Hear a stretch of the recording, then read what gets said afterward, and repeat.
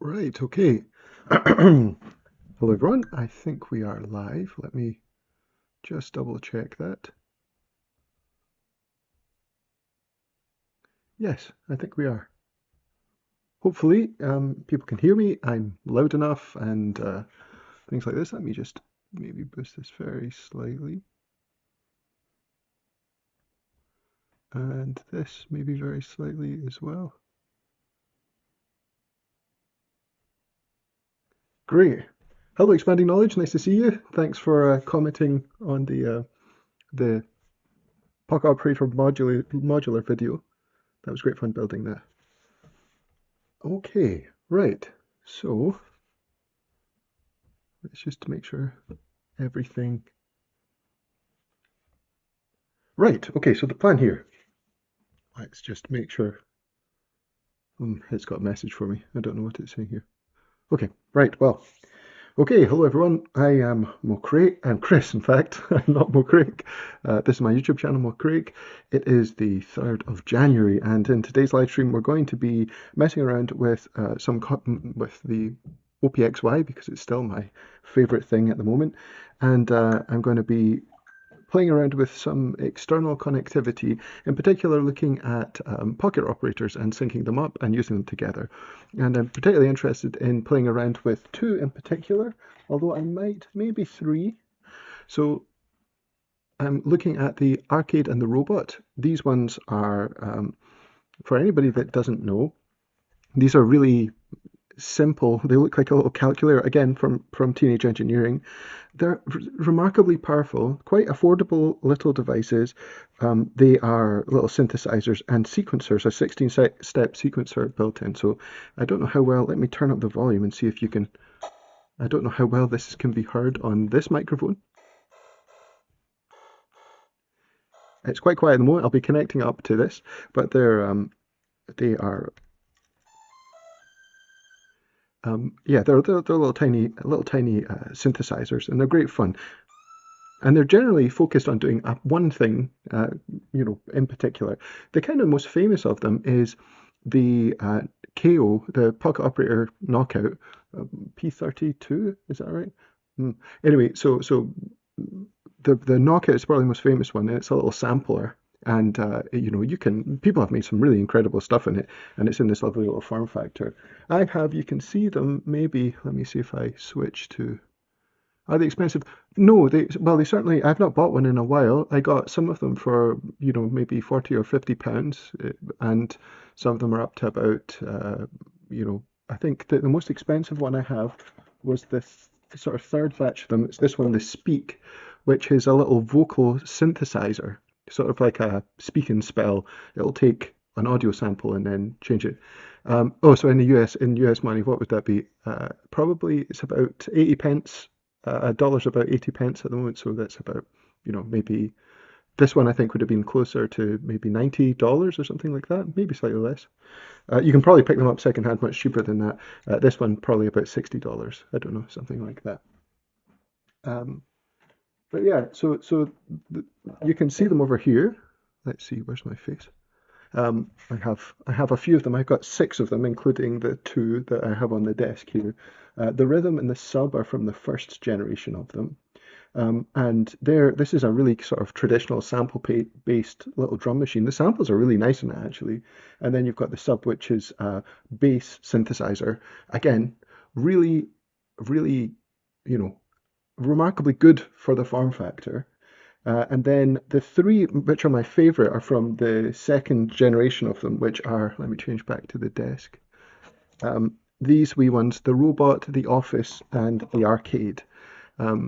So the robot and the arcade in particular are my two favorite ones. I think that this pips it to the post very slightly, the arcade.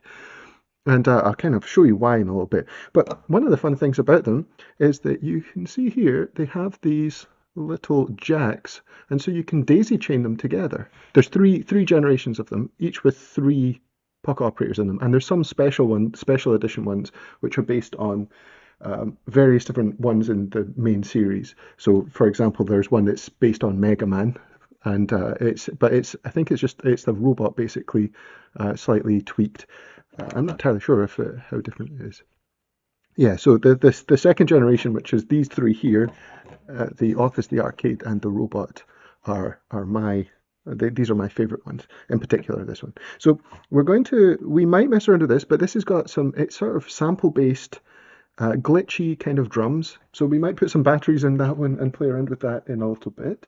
They're just powered off of two wee AA batteries, AAA batteries, sorry. Um, but I think we'll focus on these ones to start with. Now I've got OPXY again.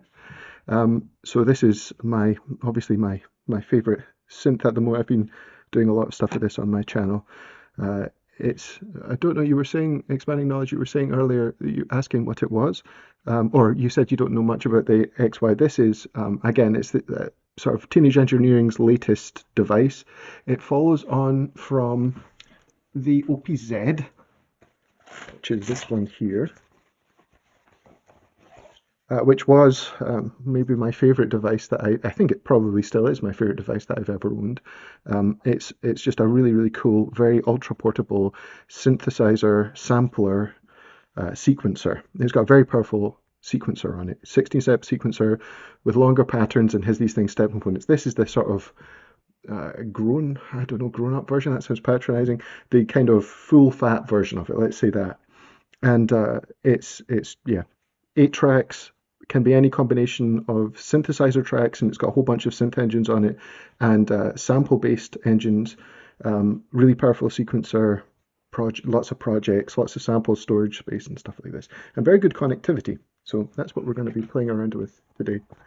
Yeah, I have to say that their devices are the devices I enjoy using the most. I know that kind of like there's better value for money perhaps elsewhere, but they're just a lot of fun. So I kind of can't argue with that.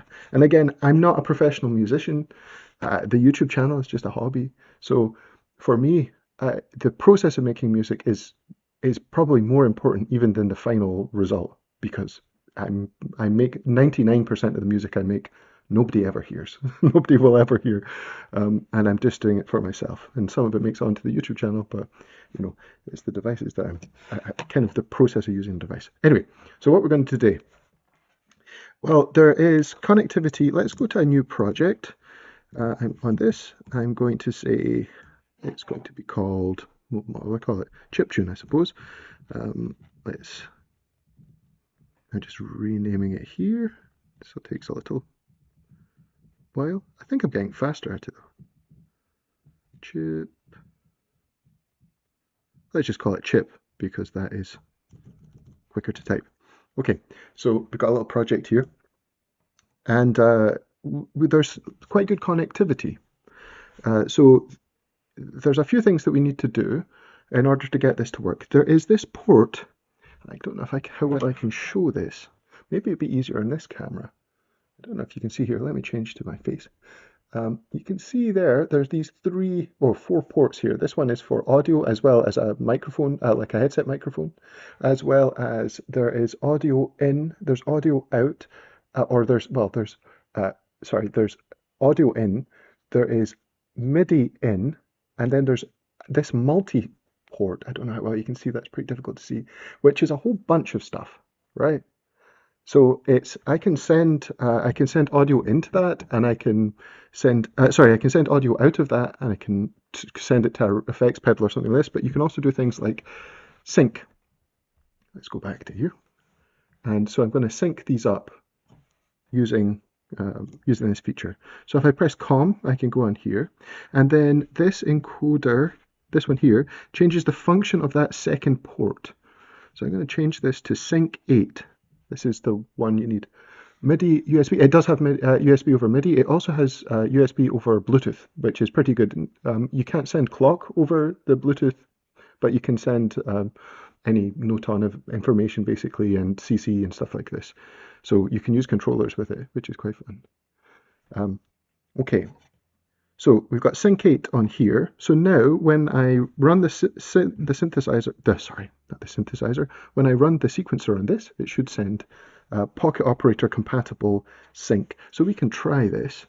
I'm going to get just a TRS cable and connect this up here. And then I'm going to put it into the arcade. Now, is this gonna, how easy is this?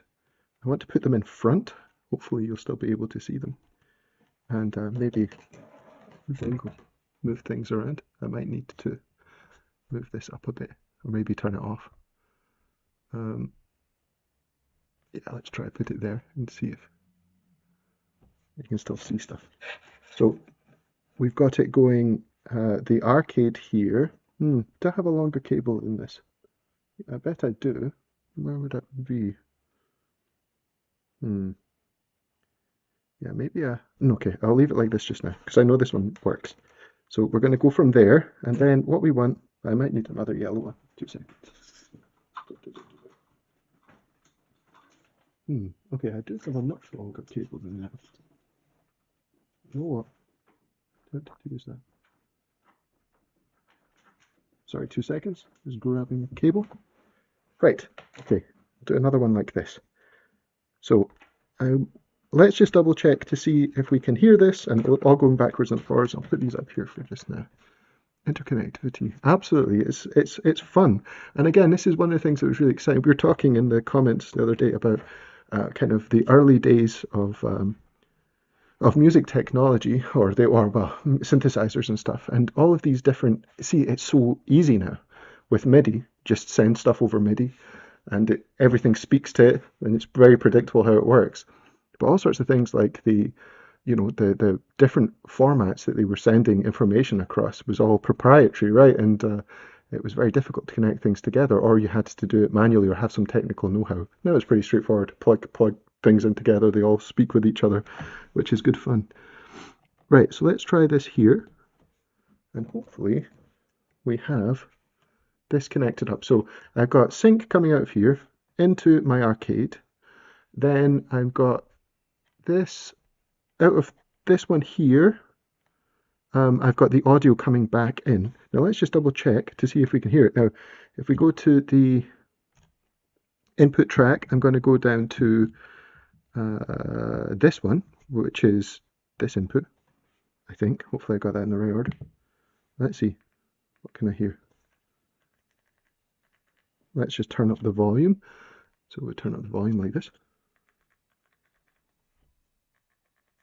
Can't hear anything just now. If I put it into the right port, let me just double check. No, I have not. That is the MIDI in port. There we go. Let's try this again. Right, okay. Hopefully you can hear this.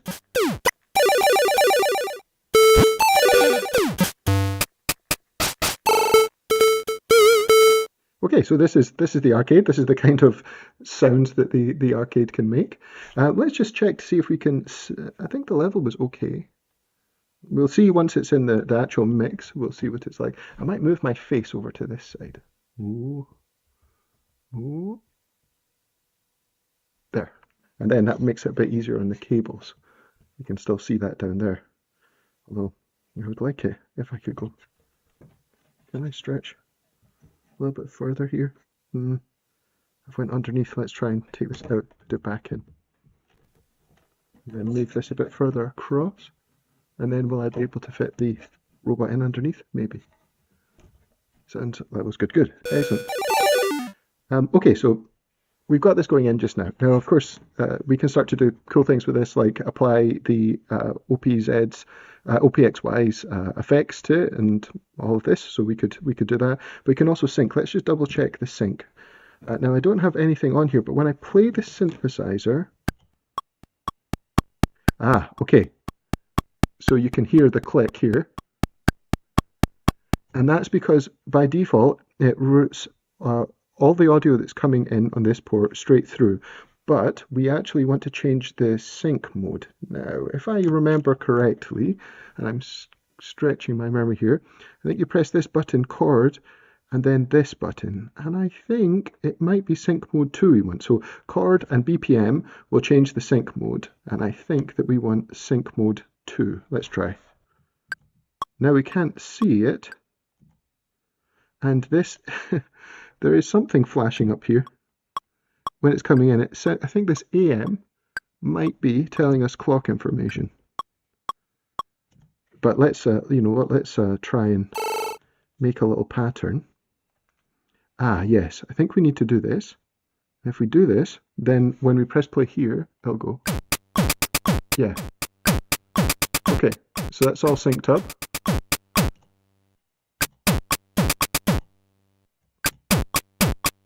Okay, so this is good. Now, okay, let me show you why I'm interested, why I like the arcade so much. The arcade is it's my favorite pocket operator.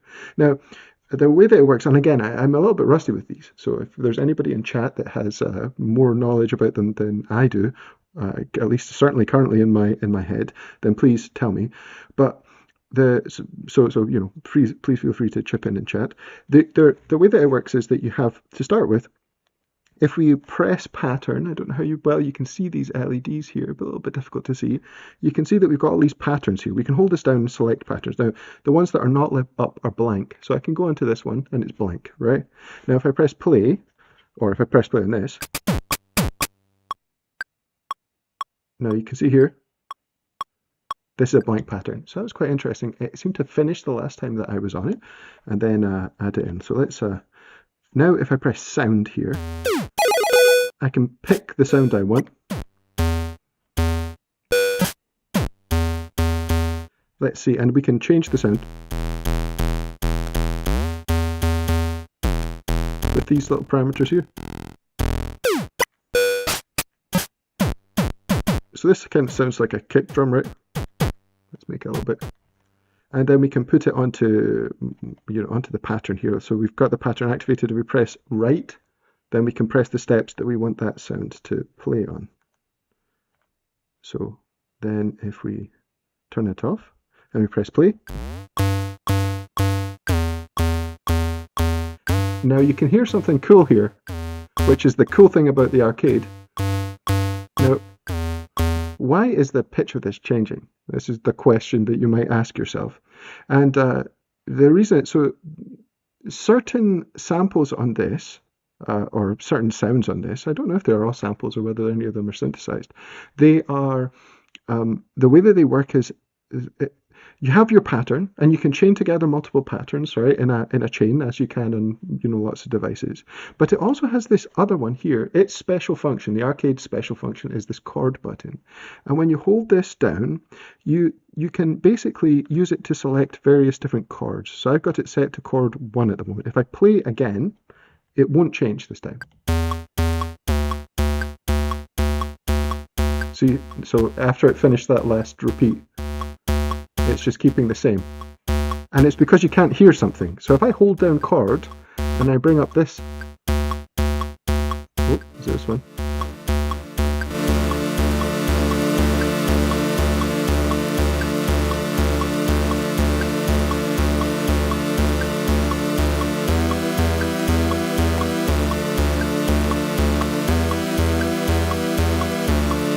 Okay, so how this works is that you have a bunch of preset chords here, right? And it says on the little screen, I don't know if it's going past too quick for you to see what the chords are. So it says like, that's G, for example, that's F, and that's C over G, and that's E over F sharp. And basically what you can do is you can chain these together. So whilst you're holding chords, you can say which chords you want it to go through. So a kind of good rule to start with is that if you just press like all of a row, it'll be a nice chord progression. So let's try that and see what it sounds like. So I clicked all these on the top row.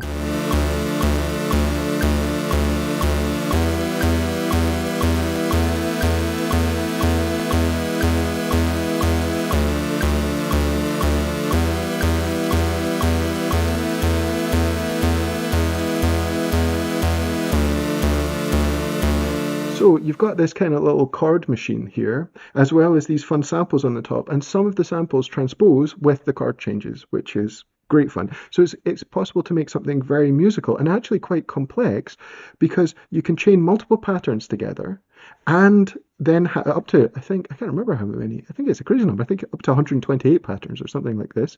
So back and forwards between them. And then you can do the same with the chords.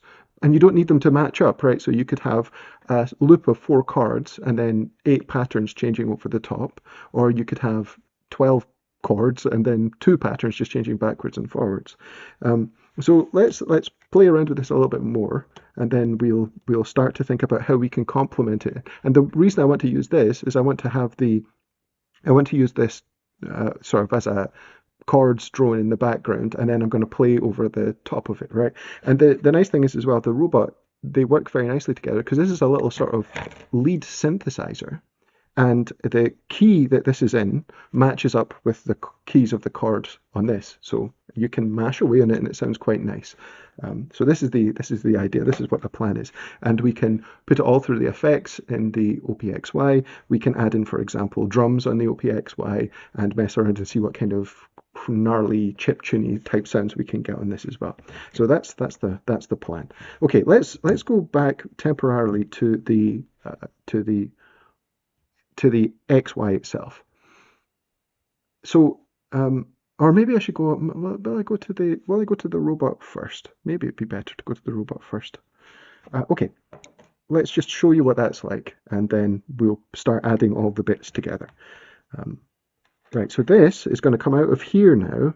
Do I want this first or second? I probably want this.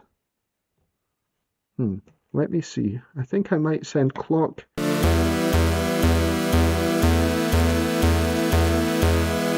There we go. Sorry, it was because it was all queued up to play there. So I'm going to put this in here. I need a longer cable. This would be, I do have one. I should just do it. So the way that this sounds, so now I can send the audio from this one through to this one. Right, so I've got like a little daisy chain now of these with it coming, well, let's move this over here for a second, where it's coming. The sync is coming out of the OPXY into the robot, then from the robot into the arcade, and then from the arcade into the mixer in of the OPXY. So this is what we're doing. And again, we need to do a slightly different sync for this now, I think. Maybe not. Maybe it's sync 2 again. I have a funny feeling that it's not though. So let's see. Are we seeing anything here? We should be seeing something. All right, let's just.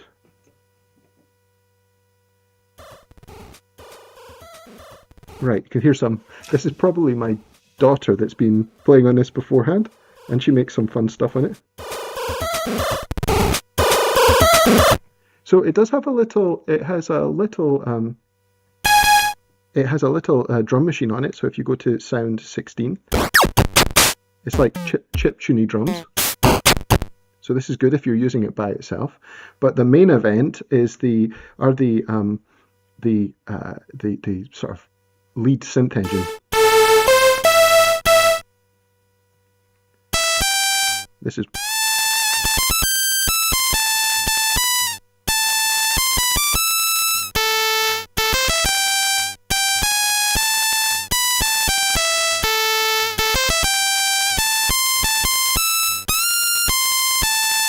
so, and the cool thing, this is a little bit simpler, this one. I love the little lead synth. So there's a few things you can do. If you press sound again, after you've got one of the sound engines selected, it'll go between low and high pitch. It's got a glide button as well. So you can do this glide in and out, which is fun.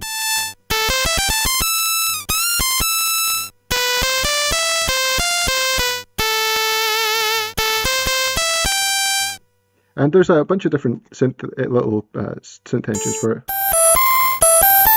And the next one here.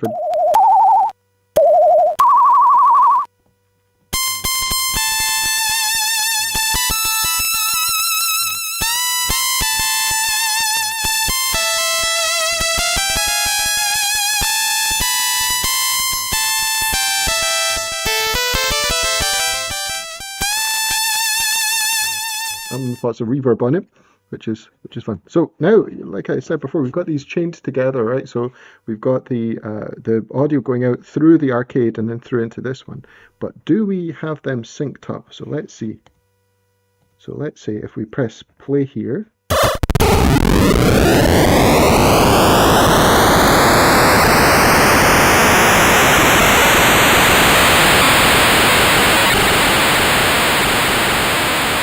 Okay, so I don't know how loud that was for you. It was very loud for me, and that is one of the effects on this, which is fun. But I need to make a clear pattern or something so that I don't deafen everybody. Let's go down to this one here. Let's just double check. Right, so now it's gone, finished that loop and went on to a clear pattern. And with the arcade here, just move this up a little more. Okay, so we've got this going into this one here. And it is synced up, so we can't hear anything at the moment. We should probably put in, let's just make sure that we can,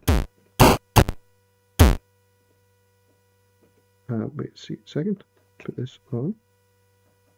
Oh yeah, there. Okay, so we can hear this and we can hear when it's playing and pausing, and then hopefully, no, this is not working now. Let's see.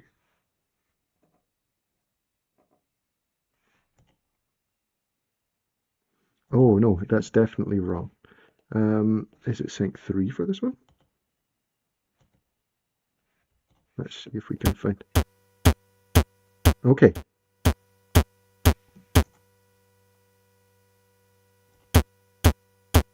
Is this one running? I should consult, you know what, 2 seconds. I'm going to consult the Pocket Operator manual. I'll be right back, 2 seconds.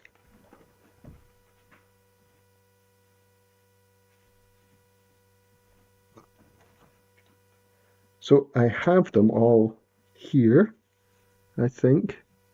All the little manuals that came with them. There's the arcade. So I think it's the same basically for all of them. And I think it has a little guide in here. How, here we go, yeah. So there we go. This is what we want. Ah, okay. So here's a chain example where it's saying the Pocket Operator 20 into 12 into 14. So this is what we want. So we want sync, or so it'll be sync 5 and then sync 4 maybe. Is that how we want it? Sync 5 into sync 4. Right, let's see.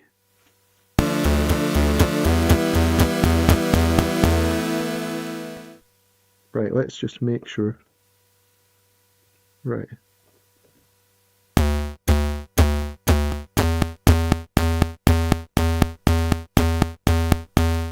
I think you can hear the, which one was this one? You want sync. Okay, sync, that's good, sync 1. What was that?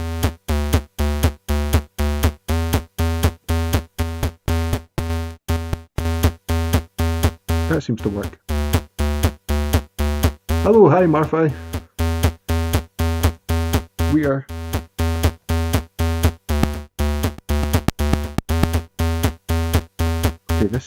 Okay, this is not quite working the way that we want it. Let's have another double check and see. External to sync 3 and 4. Is that what it is? 3 and 4. Now, if I do, let's turn off recording this. Set play. It's waiting by the looks of things. Okay.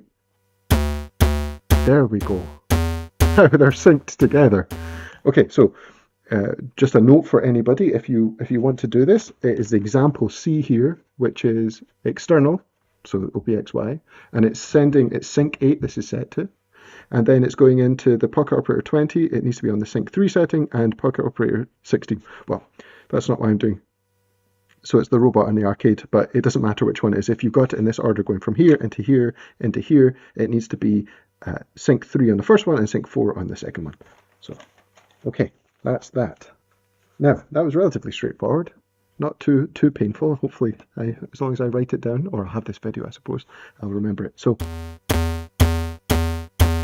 now it's all synced up. So let's see over the top if we can. I'm going to take away, will I take away that kick drum? No, but I might turn it down a little bit. So you can press BPM and hold it, and then you can set the volume level. So you kind of need to do that with this one because you've got the volume coming into this here, and then they're kind of all both getting added together. So you'll get the volume of this one will be affecting the volume of this one as well because it's getting in. So does that make sense?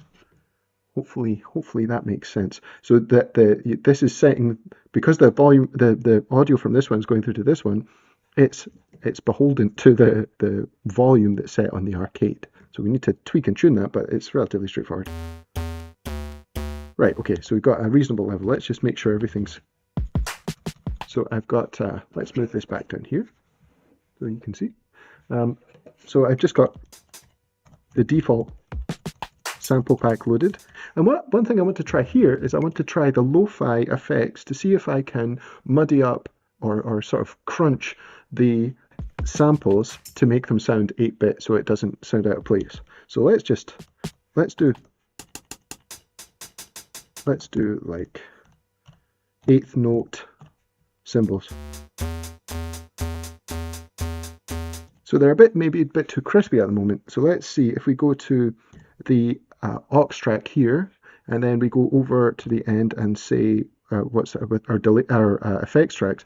I'm probably not going to use delay because I think that it'll be a bit too, I don't know. Well, I'm not going to use it just now. So if I press Shift and Effects 1, then I can choose the effect type that's on this channel here, on this effects channel, and I'm going to change it to Lo-Fi. And Lo-Fi has, you know, essentially it has a bit, it's a bit crusher, and we can, you know, affect. Let's just turn these off so we can just hear this for a second. Now, at the moment, the effect sends are so that the 1 and 2 are not getting sent to them. So this is on 1 that we've got our symbol at the moment. So we can turn this up and then send it all the way through. So the number of bits we can put right down. Oh yeah, there we go. Starting to get crunchier. Let's get a bit slightly more complex sample. Oh, yeah, of course we can play them here.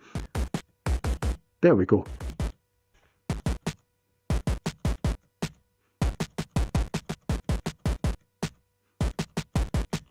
Yeah, we're starting to get that mess aesthetic, right, with the sounds. Let's see what else we can change on here. So we've got this drift parameter.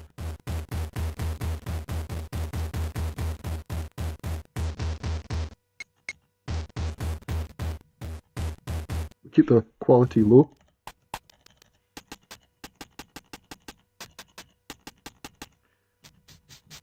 I think that's a sweet spot for the bits.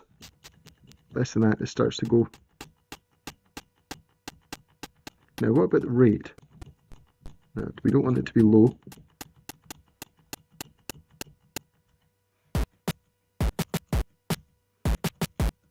Okay, so that's good. Quite happy with that. Hi Michael Garnick, thanks for tuning in again. Figuring out the sync mode's best part about the Bach. Every single time that I figure out once, I think I'll never forget that again. Never forget it. I don't know why I think that. That's why I keep the manuals quite close by. But what was it again? Oh God, I've forgotten already. Sync 1, sync 5? Oh, I'm not even going to check them because I'll change them in the process. So there we go. That's them. That's them all hooked up and connected. So let's see if we cue them up to play. Let's go and check to see what we can do here. So it is playing.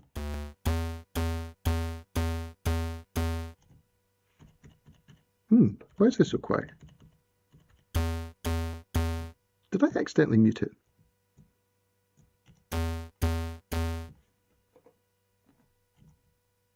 What's happened? What happens to my...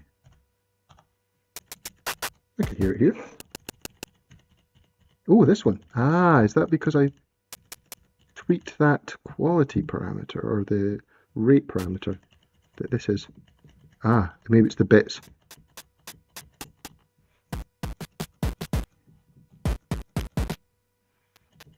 Okay, that's interesting. So past that point, we kind of lose it completely. Let's put it to 50. No, that sounds a bit too nice. 42? What do you think? Hi, Lost Fry. Yeah, it's getting a bit crunchy.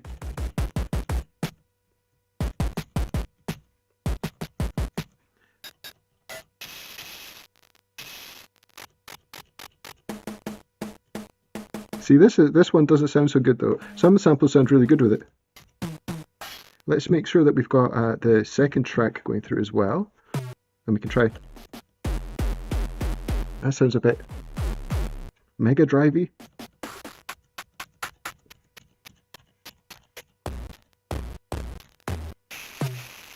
Let's try it with some of the synth engines as well. See if we can likely to be able to use one of them. Again, let's go to the effects end of this, and we'll put up. Yeah, this is the bass, because we don't have anything really that does a great bass here.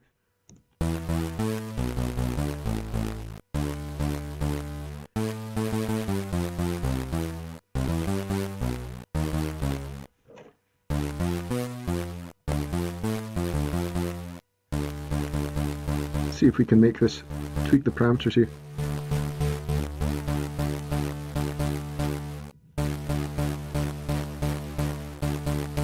Let's bring down the stereo as well.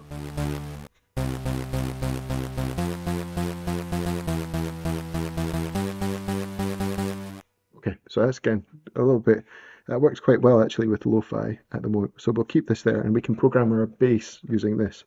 Now, let's get started with the arcade first, because it's going to kind of dictate things, because we're going to use the chord progression or a chord progression from the arcade.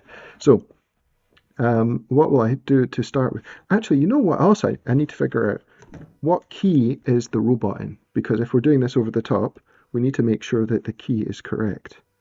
Let's just make sure that we've got, let's try. Okay. So that's minor, so A minor. And imagine then you can go, no. Okay, so we could get C major, okay, or A minor.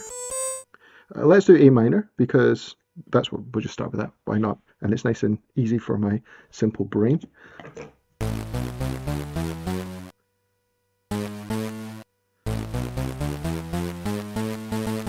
So it's A harmonic minor.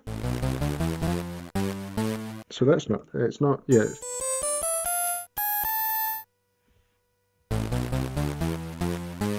Okay, so A harmonic minor, this is what we're going for here. And again, that's simple enough that I can work with that. I can keep that in my head.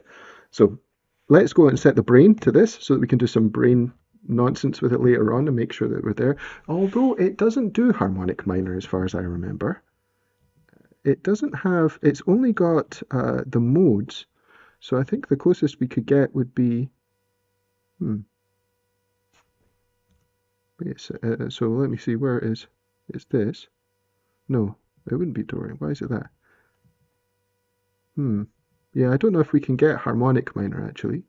So it's got natural minor. Okay, well, maybe we won't end up doing some brain transposition stuff anyway, maybe it won't matter. So let's get our chord progression with the arcade first, and then make something around that. So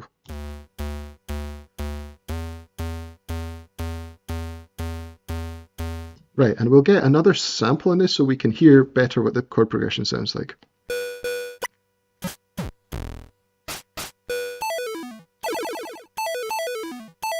Let's play and see.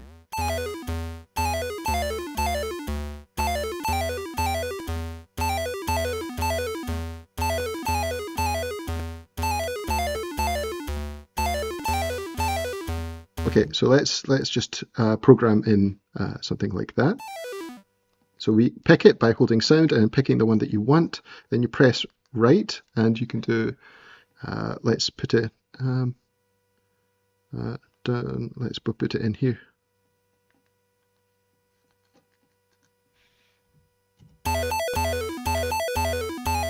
It's a little bit too fast.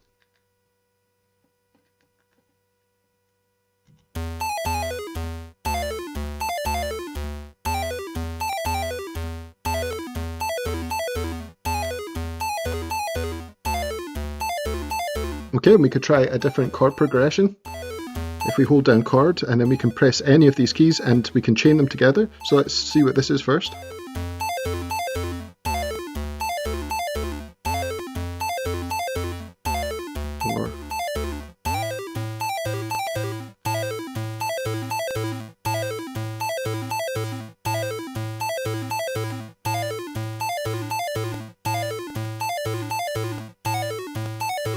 Well, that sounds quite nice.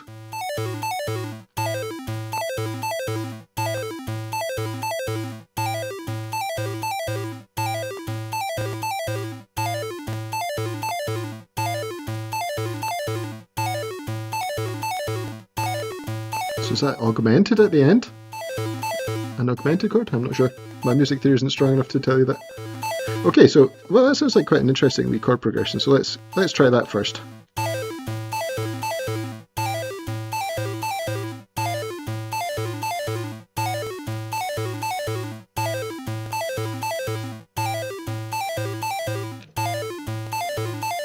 And we actually are not hearing the chords at the moment. I could bring them in.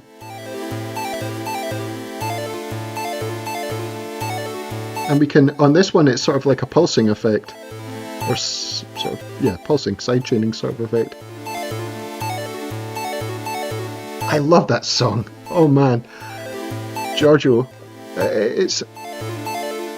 It starts off, obviously, like it starts off with the vocally bit at the start, and it starts off kind of like standard Daft Punk, and then it gets all the orchestral part to it. I think they did a great job on that song. I'm not a massive, I like Daft Punk, but I'm not a massive Daft Punk fan, but I thought that song was amazing. And I like Giorgio Moroder, so it's cool to see a song about him. So let's just play again.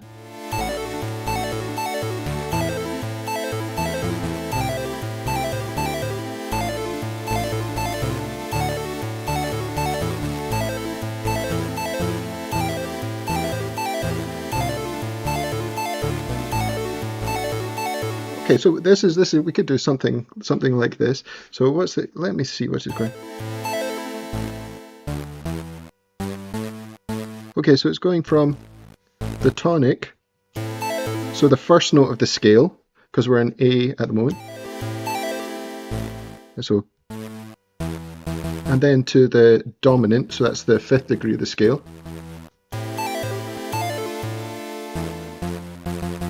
And then it's going to the, oh god, I can't even remember what that one's called. Well, the 6th degree of the scale anyway. Oh god, that's gone totally out of my head. What's it called? The tonic, the submediant, the mediant, the subdominant, the dominant. What's this? Is that the supertonic? And then the leading note, and then back to the tonic again. Oh man. I am trying to learn music theory. I don't know how many of you are very good with this. I mentioned in my sort of New Year plan video that I've been learning the classical guitar. I've been learning it for about 6 months or something, maybe slightly longer than that. And actually, it's been a really pleasant experience. I don't know how many of you, expanding knowledge, I think you mentioned at one point that you played woodwind instruments, and I kind of didn't really have any interest in non-electronic instruments, but actually all of the music theory stuff makes a lot more sense when you're trying to perform a piece of music. Like learning it, you understand why it's set up in the way it is, because it kind of like, it's just a bit, when you're sequencing stuff in and you're kind of doing it by ear, you kind of really don't need to know that much in order you can get it to sound good, but you can definitely do much more complex things if you're aware of it. But when you're learning another piece of music, it's so much easier if you have the music theory to learn it from, and learning it from the sheet music rather than tablature for the guitar or something like this. Yeah, there's a steep learning curve. I mean, so I've got my dad bought me this. It's his favorite book on music theory, and it's really nice. It's got like lots of little examples in it that I've been messing around with. I can show you one of them. I've been programming in different little bits of Bach. Let's save this so I don't lose it. Where is it? ABC, this one here. Load. So let me see what are we on at the moment. Let's go to this scene.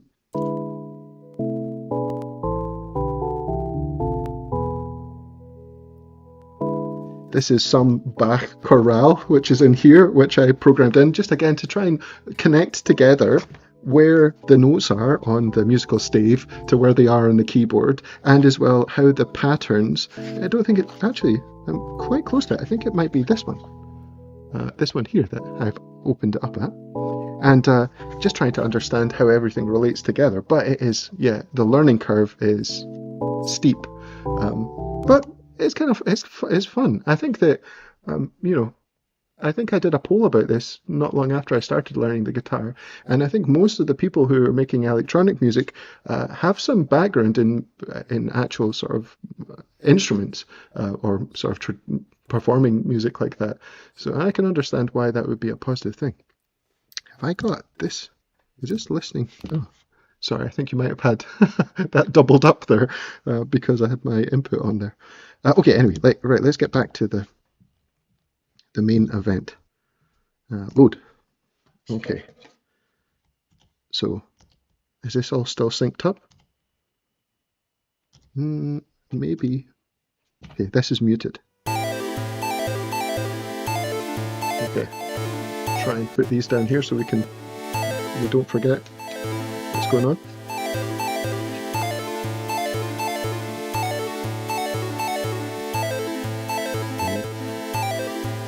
So let's think what we'll start with. Let's just try and get something down. Well, we won't start with the chords on, so let's bring down the volume on those.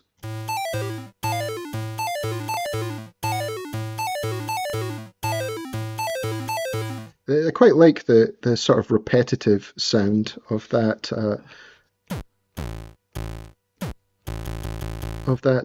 I think it's this one here, but it's been pitched up. Now we can actually change them on the pattern. We can change, so select the sound again, and then you can see it here, and we can actually change the pitch of these. So we can pitch them up and down. So let's try playing again.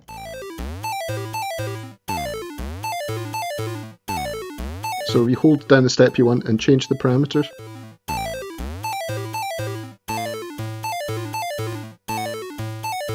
So you can do parameter locks in each of the steps.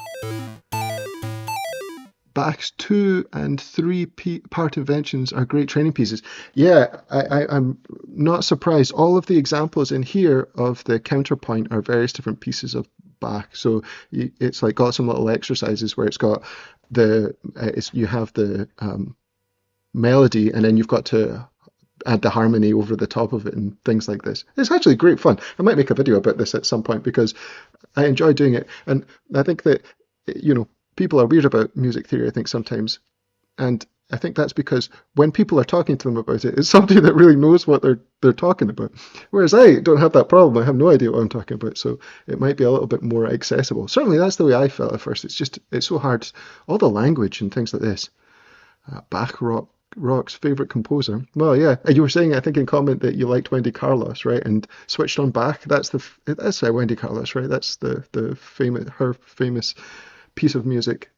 It's very cool, and it works on synthesizers so nicely, right? Like it's almost algorithmic, unrelenting. One of the first pieces I learned for the classical guitar was Bach Saraband, one of the loop pieces that he wrote for one of his sons, I think. And man, it's an education because I had no idea what was going on. I was like, this sounds total garbage. It doesn't make any sense at all. And it doesn't work until you're playing it at speed and everything's together. And then you're like, oh my God, it changes key every other bar and then comes back. And then it's like, oh man, it all makes sense when it comes together. Very nice. Anyway, getting distracted. Let's make some chiptunes. So I think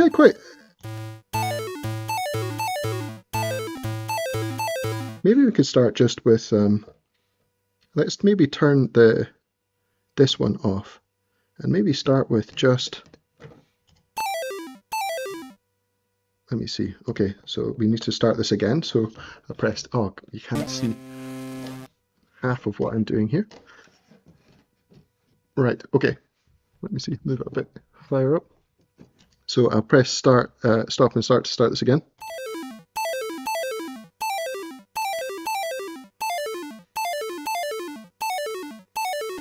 Okay.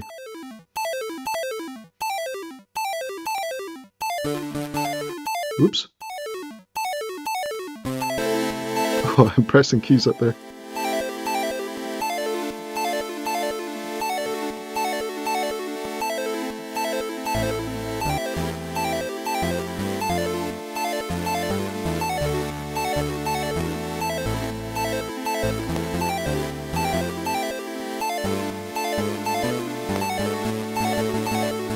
Okay, okay.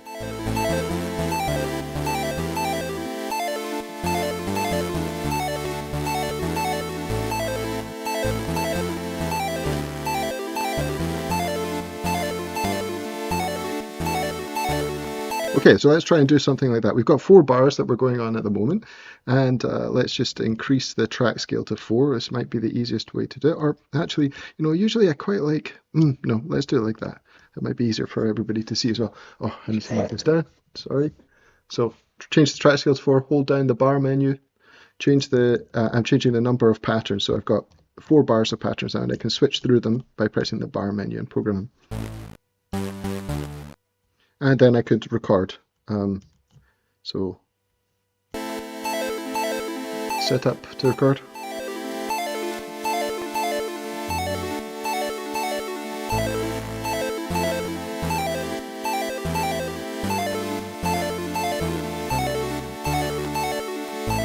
Okay, so there was a bad note there. Oh, and something was way late. Right, let's make sure this is all synced up. Oh, it seemed right far out. Oh man, how badly wrong did I get that? Pretty badly wrong, apparently. Let's see, the quantize is up. Maybe I will, you know what, I might just sequence it in. And just get something down. And then go to 4.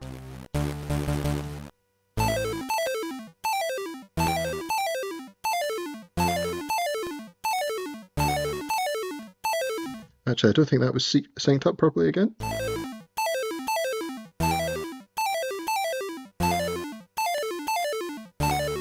Okay.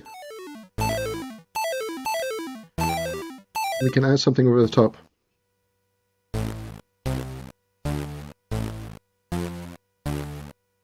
Right, let's try.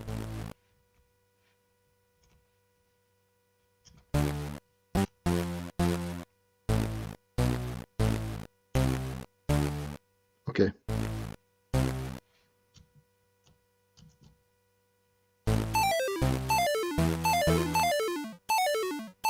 Maybe we try and live record it again. Maybe I was just out of sync with this. I think I might not have. So this is Villalobos. Oh man, I love Villalobos. Hector Villalobos, the Brazilian classical. Well, I mean, he's got great music for the classical guitar. I don't know much of his work apart from that. I like Villalobos. I like as well Barrios as well. I don't know again if you're. He was a virtuoso classical guitarist, so I love his work. Very, very nice. And Villalobos is interesting, and Barrios, I think, because they're very. It sounds like Bach with like a South American drenched sort of rhythms and things on top of it. So it's very interesting. Like that's cool. It's cool music. Yeah, very nice. Right, okay, right, let's try and record again. And I think what the problem was that I was doing here is, now I can, oh yeah, I learned when I lived in Spain in the 60s. Ah, cool. Whereabouts in Spain? Were you, yeah, well, whereabouts? Granada, obviously, like, again, the south of Spain, I associate so strongly with classical guitar because of, Granada and Recuerdos de la Alhambra, and that's where the Moorish palace is, and I always associate it with that. But of course, everywhere in Spain, I suppose, is associated with classical guitar. Okay, right, let's try again. Now, the problem last time was that when I do this, if I stop, then it remembers where it is, which is cool for sort of performance effects and things. Like I could stop it and start it, but it's going to restart this sequencer. So it kind of has continue on here that it's getting, rather than it starting again on this. So I don't know if there's a way to stop that, but, well, there's a way to stop it, which is if you press play and then press play again, you can see it's flashing play, so it's armed to go. Ah, cool. Very cool. Your dad trained in guitar in Spain. Very nice. Yeah. Okay. So now, hopefully, if I don't mess this up, so I'll clear this sequence.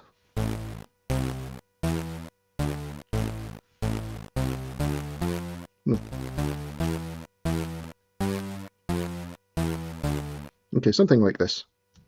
I'll let it go, and hopefully it'll be all synced up now. It seems to be on the beat.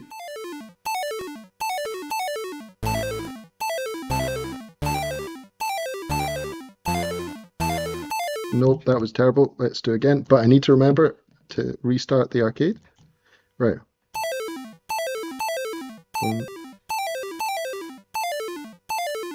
I'm going to turn up the chords so it's not as boring for you to hear whilst I try to get this right.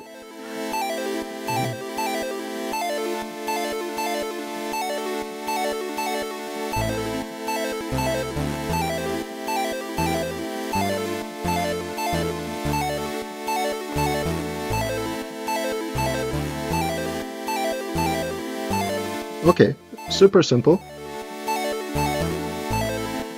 But I'm happy enough with that. Let's just make sure that it all syncs up properly. Again, so I've went back to this, I've turned off the sort of hold mode, and then just...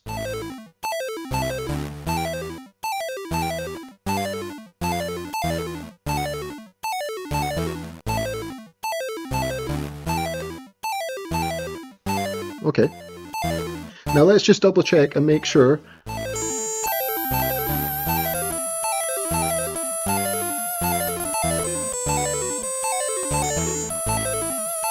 So now we've got it, the key is correct and stuff because we can, well, I can basically mash buttons over the top on this and it stays in key. So when we're doing this, there's something we need to be aware of. So it starts off in A, and if we go here, so this is the note we want to avoid if we're just wailing on it. Although it's quite, it's quite fun to do it, and you can do it. Obviously, use it as a passing note or something when you're going sort of out of key for a little second. But it's not. It's if you're wanting to wail on it. Actually, these ones are safe. These ones are always safe. You can go up here. So it's going up to, it's going from the tonic to the median to the dominant, and then continuing going up the scale, right? So that's not too bad. It's like going up. No. Nope. It's going up like this. So you got the leading note back to the tonic again. So it's kind of...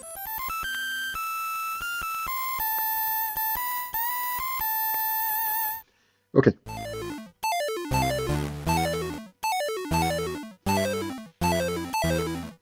Now, did I forget to resync my arcade? I think I did.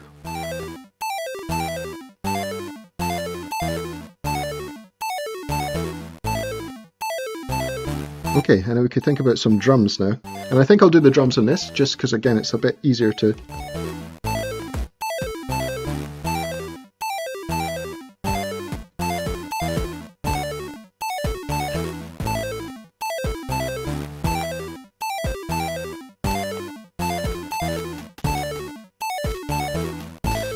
Actually, this one's not working as well.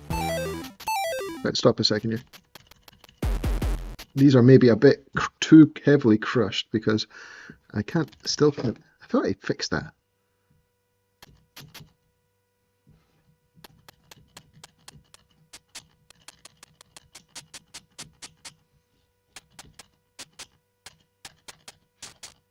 It's just going to sit too, if we crush it too much, then it's going to sit really low in the mix now. Good sound, not so great. Okay. You know what, I'm going to copy this one, and I'm going to paste it onto this one. I think it would be better. So I'm basically copying the engine. So now the sample engine that I'm using on this one is the same as the sample engine that's used on this. So I think that'll just be a... So I think let's take... Oh, maybe that's the wrong choice. Let's try pitching this down.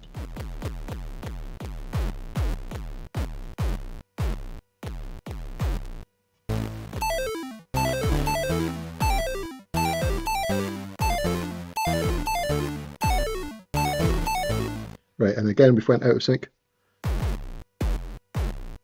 So we'll put it here and see how that sounds.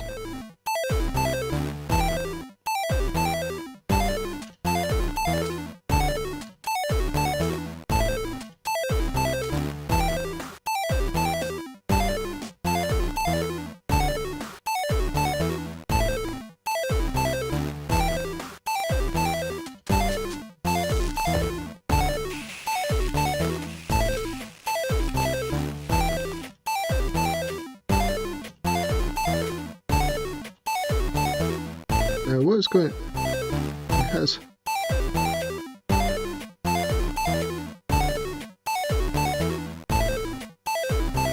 Let's try again, and we'll add in another kick. Maybe we don't want this kick to happen every time, so let's use some step components.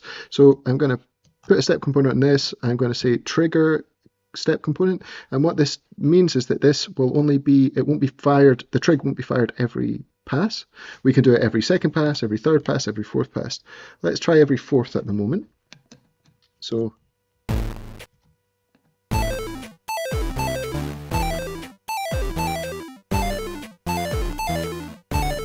I'm not sure what I think about that.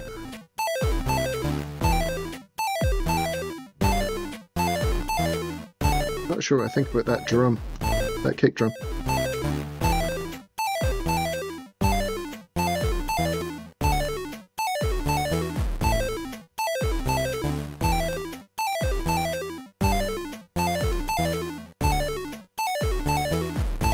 Okay, so we've got something now, right? Let's see, and we'll have a little mess around and see what else we can do with this. So let's set this off. So there's a few other things that this can do. Obviously, we've got more sounds than just this one that we're using here, which I think is this one. Whoops. Turn off record.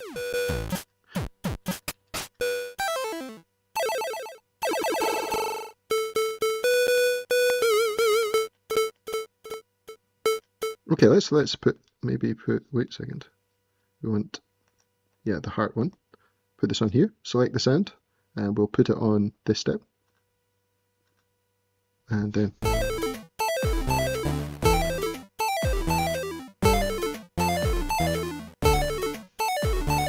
what's going on that bass? So I liked that slightly odd timing on that before, but what is it? It's this one here, I think. Let's copy it and put it here.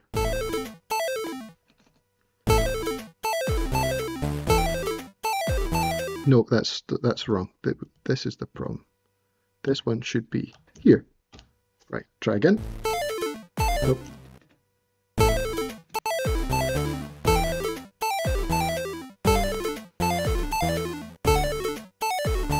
Still something wrong about this. Where is it? Where's the other note that's delayed? This one. Let's put this here.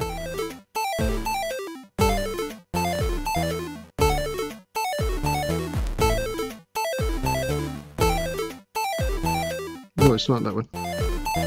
This one. Right, and we'll turn up the chords.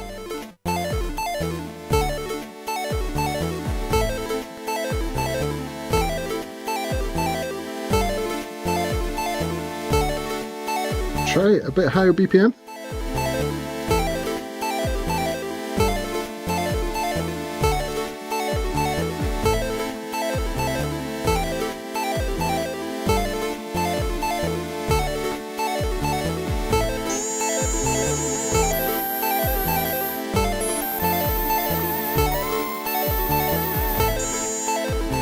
Maybe a wee bit low now in this. Let's try turning this up a wee touch.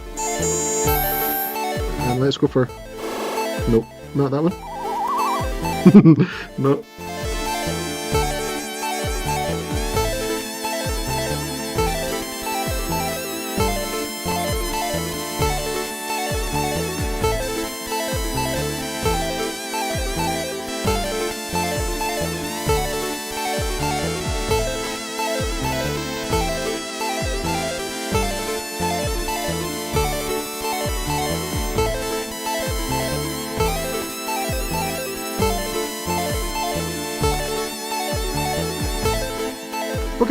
So we're starting to build up something that actually sounds, reasonably enough like a song. So I suppose we should think about how we're going to vary on top of this. I imagine, so there's a few things we can do with this. So there's some nice effects on the arcade. So if we're playing, if we hold the FX button, there's a whole range of them. So there's like a high pass filter or a low pass filter, sorry, which slowly comes up. And again, you can get the high pass version of it as well. There's some mutes as well, like you can, so this for example will stop everything apart from drums, I think, and yeah, just various different mutes that are on. Again, hold effects, turn these on and off. So if I put the chords on, we'll be able to hear that one of them will mute the chords.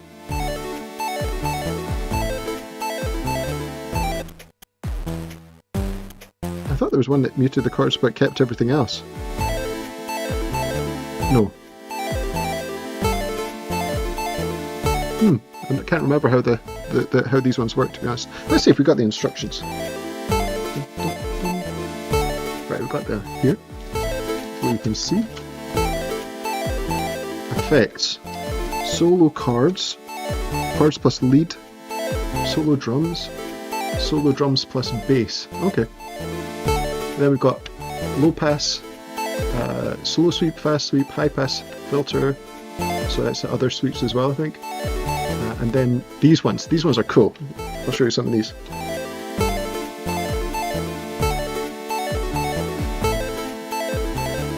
Oh, I need to turn off the... Oh, that's not affecting these ones. I think this must be the drums.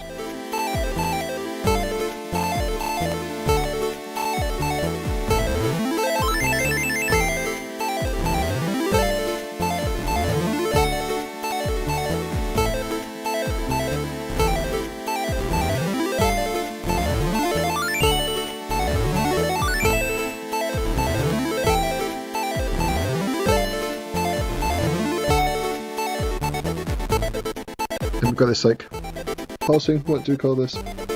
Lines.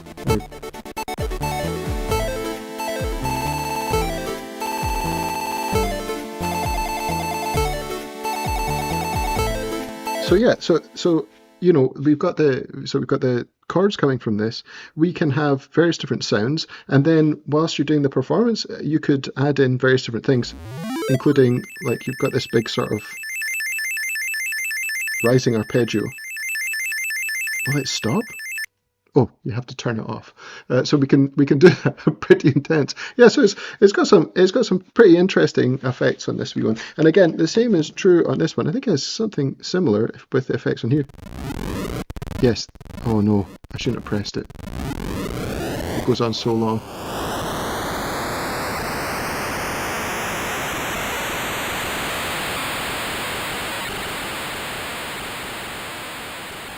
Yep. So this is effects on this one here on 16, and we can get various different other ones as well. But I'm not actually planning on sequencing anything on the robot. I'm just going to keep it for doing the sort of lead part. Okay, where can we go from here? Maybe a more interesting bass line, or we could try. Let's see if we can get, you know what? So we've got this nice piano. This does not sound remotely good for glitchy.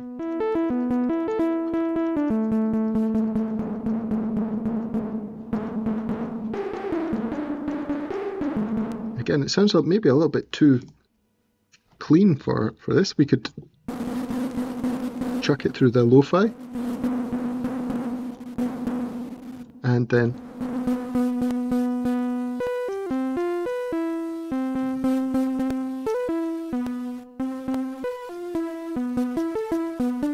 starting to sound a bit better for this time.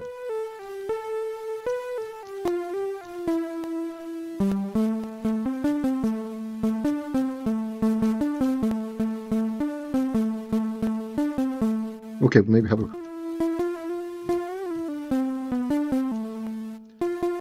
maybe it's competing with the robot, but we can sequence in something for this.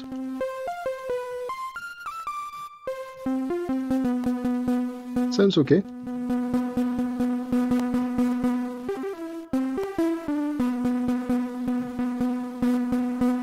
Okay, and then we can play around a little bit more with.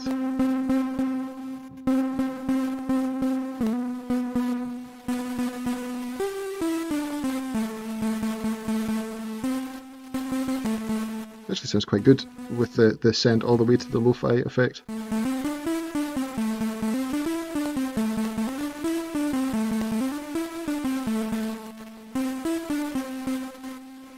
Okay, right. So we've got this. This instrument might be. Let's try it maybe.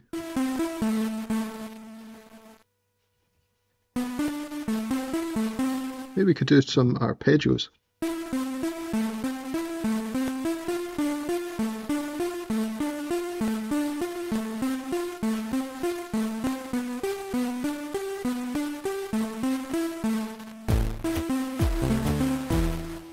Right, let's just make sure. A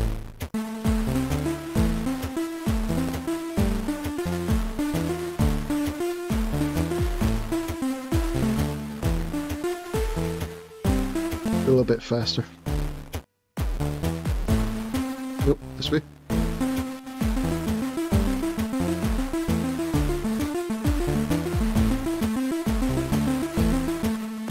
Maybe sounding a little bit too crushed.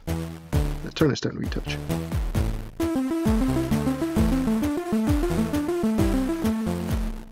Okay, and let's put the chords on over the top just to see what it sounds like.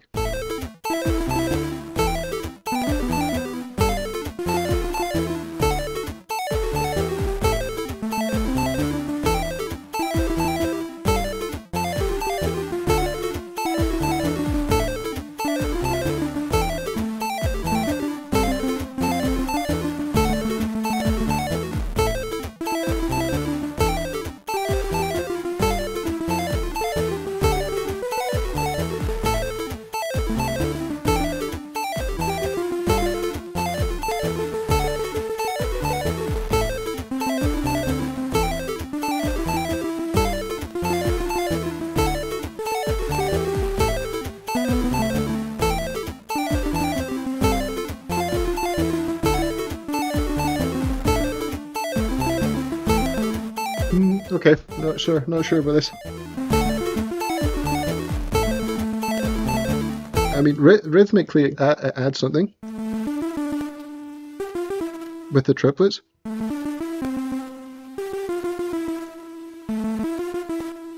Let's just try something.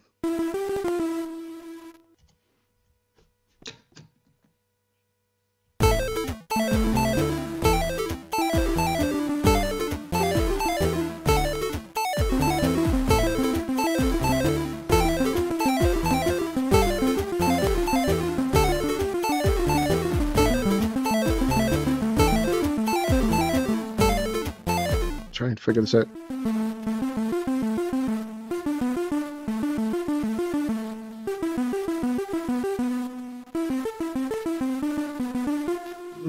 Not liking that.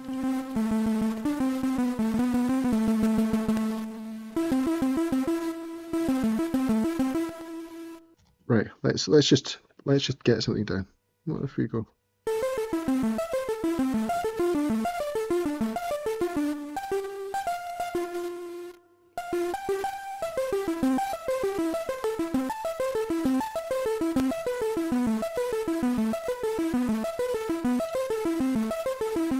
Yeah, maybe that's better with the 2 octaves.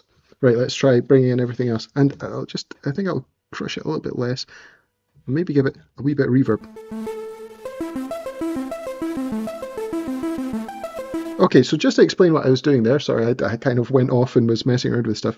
So I've got on this track 5 here, I've got the, what is this called? I can't remember what this one is called actually. Dissolve. Dissolve is the synth engine with the kind of grey pixelated background. I messed around with the parameters a little bit to try and find something that sounded quite nice when I sent it through effect slot, this effect slot here, which is LoFi, and so it's a bit crusher that it's got essentially. And then after I got a sound I liked, I added this player onto it. Now this is cool. You can use this to add sort of an arpeggiator, which is what I've done here. There are also some other players like just hold, for example, which is just hold the last note, or chord if you've got chords, or maestro, which is it's kind of like a, it won't work on this one well unless we do this.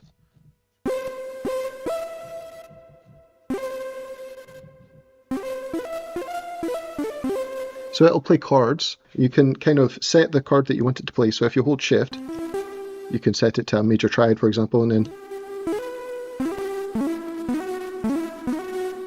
this one is spread, so with this little parameter here at the side here, you can get it to arpeggiate the chord as you're playing it, but it's kind of like one key chords that you can do. But anyway, let's go on to the arpeggio player for this, and it's got rid of my settings.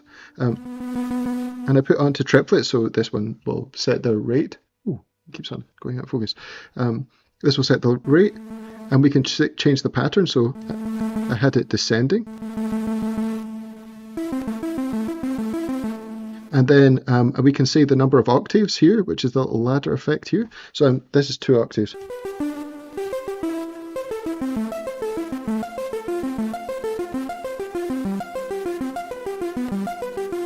So that's the number of octaves. And there's more on the shift menu. This is hold. If you turn this on, then you can just play.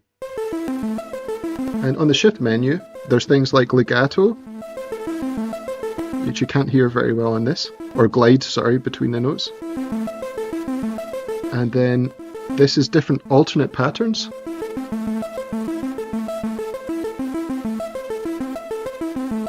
Which messes up the order of notes, basically. And then there is, oh no, this is glide, sorry. That's note time. That's the gate time. And then you can have stereo too. Need headphones for that one.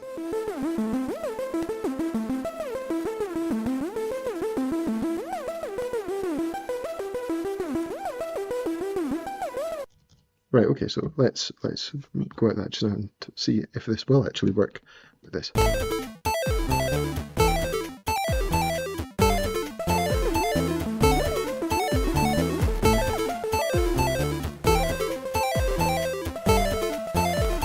Might be just a little bit too nice sounding at the moment. And the glide is making it... Let's turn that off.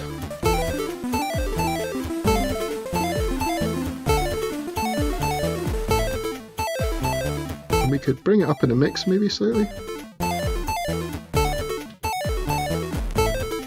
Oh, this one, sorry.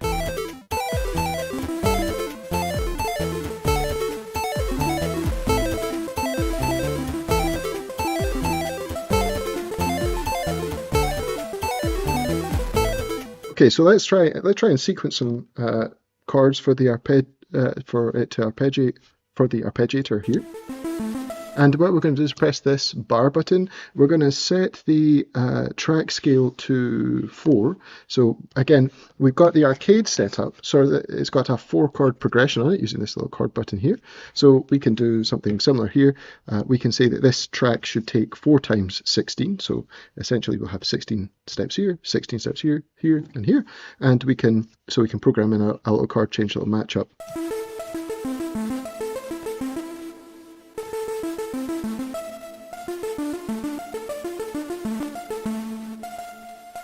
Let's think.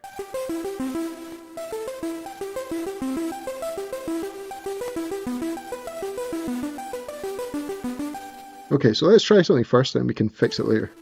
So I'm going to hold this one and then put this chord on here, and then get it to last for these full steps. So you'll see now if I start this.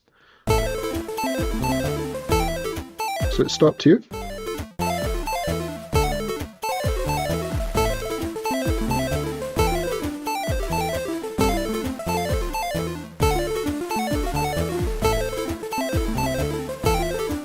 Nope.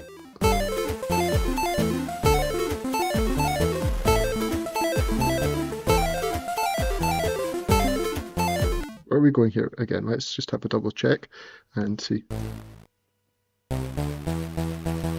So then up to the dominant, then to the supertonic, is that what it's called again? I can't remember. Okay, let's go to 5. And then up to the dominant, so let's go here.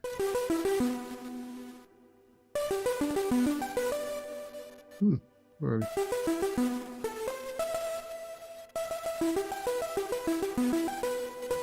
Let's try that. And then try here.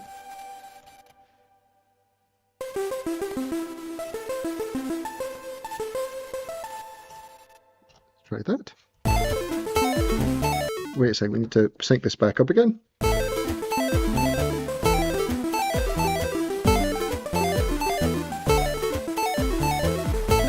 So that's wrong.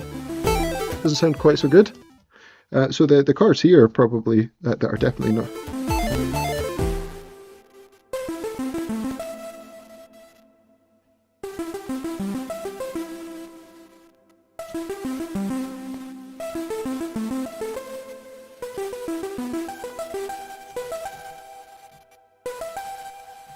Is that what it was on before?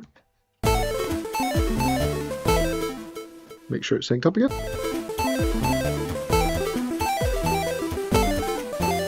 This one is wrong.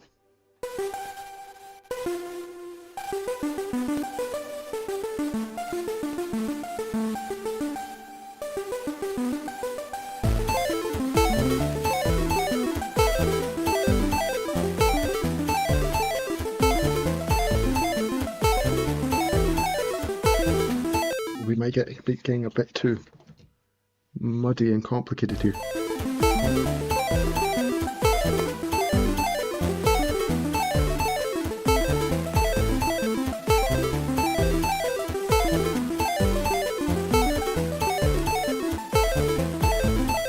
Okay, so let's take out something on the pattern here, because I think let's see, what do we have? Let's go to the record and then find where. Okay. I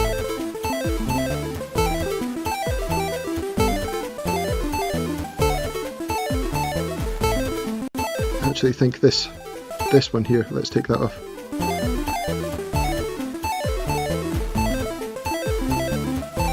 And bring in the chords and see if it sounds.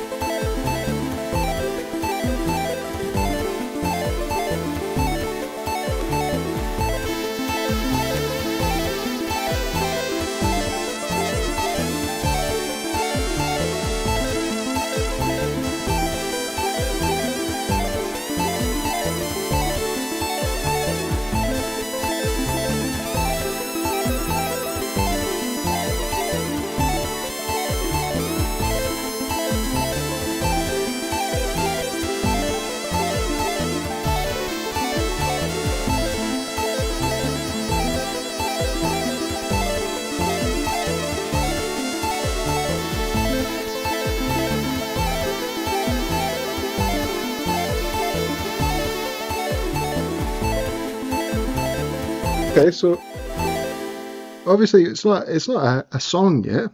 What's the time here? 12:30. Okay, so it's not a song yet, but we've got like some basis for making something interesting here. I think it would be, obviously at the moment you could probably do a performance of it, but we need some sort of, we need to figure out what the intro is going to be. We need to figure out what we'll build up and have the kind of have the verses and then figure out what the chorus would be. Or maybe we should just try something else. Should we just go for something maybe a bit more upbeat? Maybe. Okay. I don't know what people think in the chat. Should we start a new song? Maybe we need a new song. Maybe that would make maybe it would go a bit better. Something a bit more upbeat. We could listen to some chiptune for inspiration. Maybe we could put on a bit of Mega Man or something. I don't know if I can send this through here. Oh, or might I get copyright strike if I play Mega Man music? Yeah. Okay, right. So, where will I go? Will I start something new? Nope. I don't. Okay, I don't like this. Let's make something new. I'm going to save this, and then I'm going to make a new project, and say. So let's get it all set up the same way that again. So we've got sync A. It has remembered that, and let's again get up. We're going to definitely need the LoFi again. So let's load that in. So we're going over to this, into the aux, into aux 7, which is the effects, this effects channel here, and we're going to change it to LoFi again. And we wanted it down, not too far. I think it, let's just bring up. Okay, there's our drum kit there. We go back to this here, it should be on here, and we'll get the effects sent.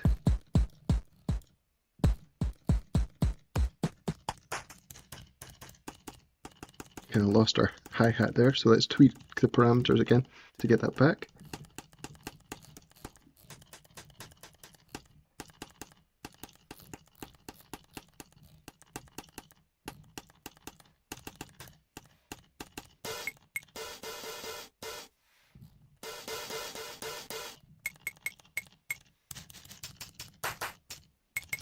Okay, or we could program some drums on these as well, I suppose. Okay, let's try that. So the arcade here. Let's have a look at the sounds play. Now we need to turn this on, so we go into our auxiliary again, and we go to the input track here, and we set it to this one here, which is the input.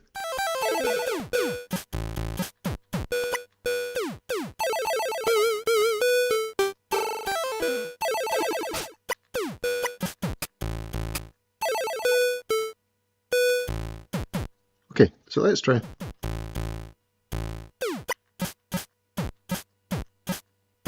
Let's just program a little simple drum pattern with this. And we can do this one to clear. I think that should be cleared now.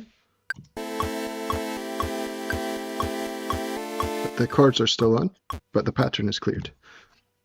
And we're going to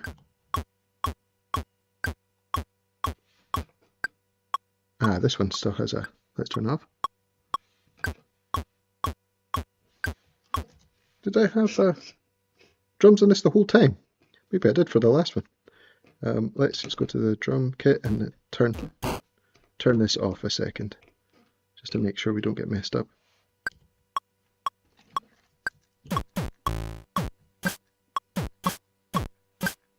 Right, we need higher tempo. Right, this is what we need, more energy. Let's turn it up.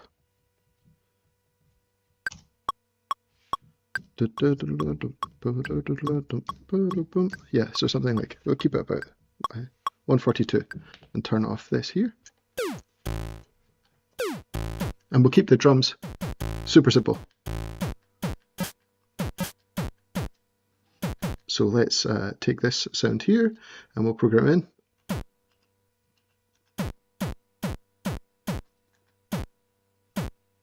Okay, and we'll pick this sound.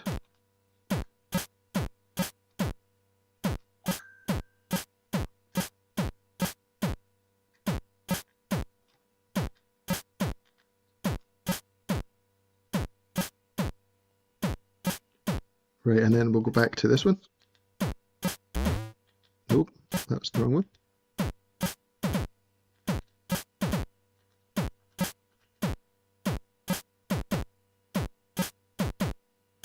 And back to this one again.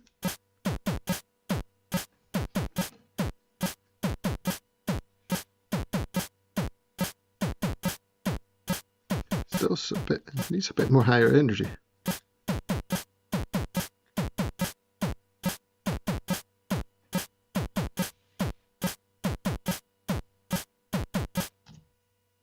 Okay.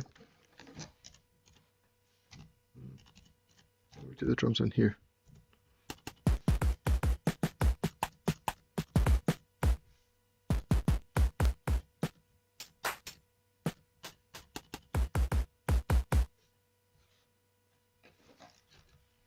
Or let's have another one here.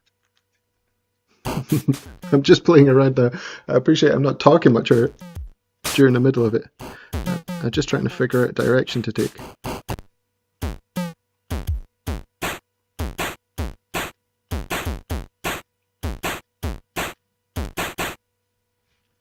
Okay, so maybe we can try. Let's clear this pattern again. Okay, and try.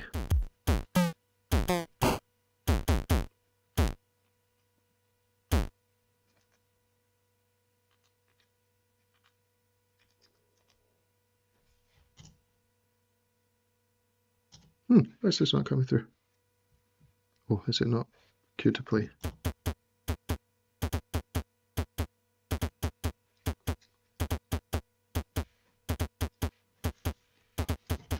Okay, let's pick a sound on this. Moving up the working keys a little bit.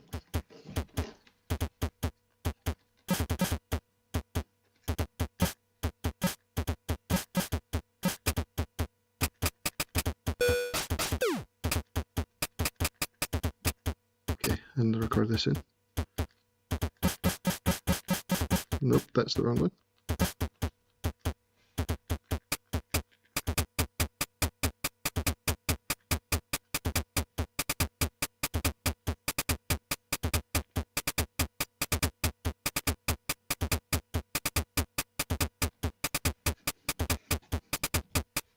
Let's see.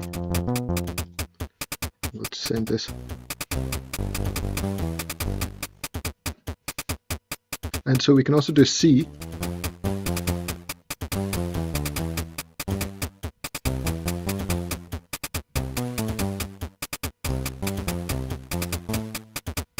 Maybe we could do something in C there, a little bit more upbeat.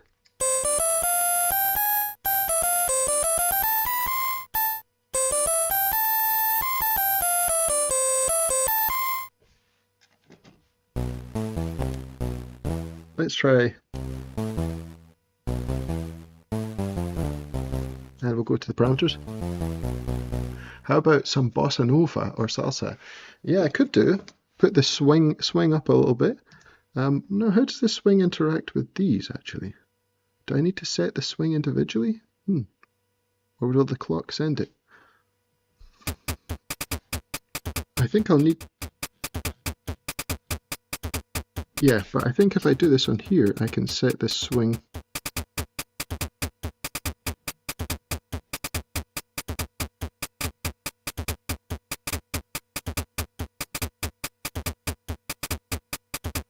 Okay, so on here, if I hold BPM, this will set it, give it a bit of swing.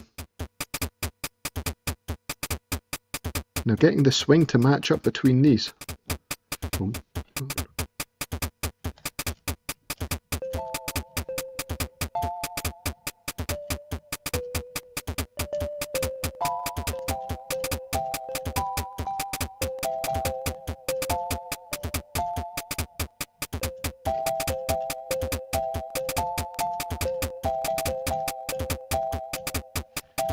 So this one's not very good, it's too clean.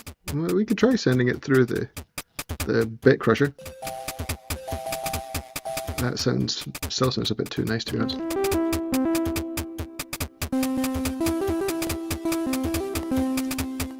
Let's try it.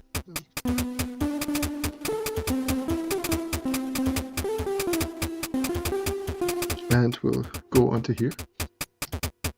And we'll turn this onto...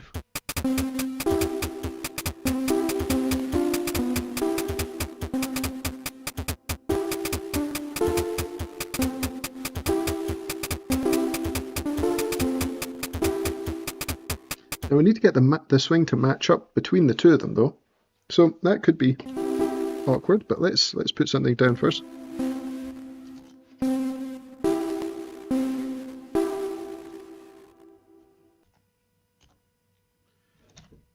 Let's see, let's give it 2. Try to scale it 2. No, wait a second. 1.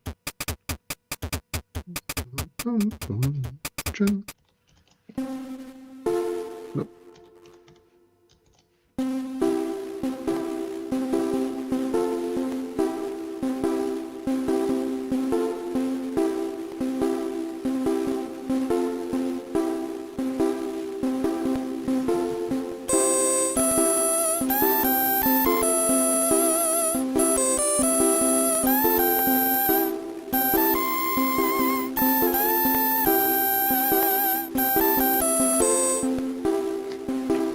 Right, okay, so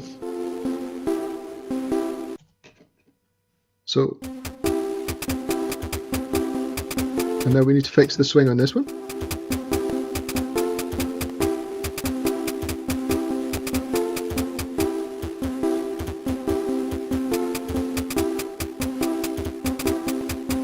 Is this one swung the same amount? Let's see. 40.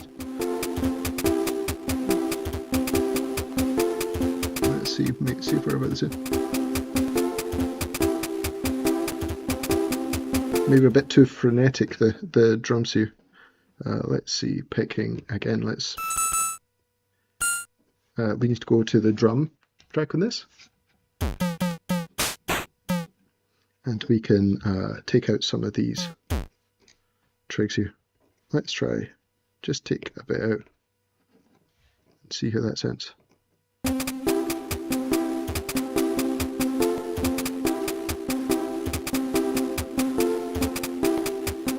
And this needs to get dirtied up a little bit more, I think. Or maybe just a filter off the top. Let's turn the filter.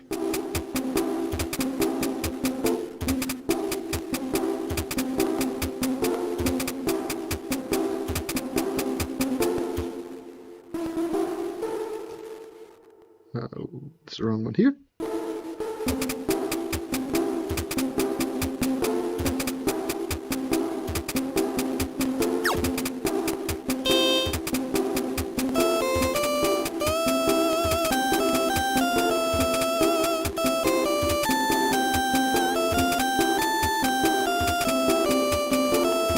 Now can we get a chord progression on this that will go with this, because let's see, at the moment it definitely won't.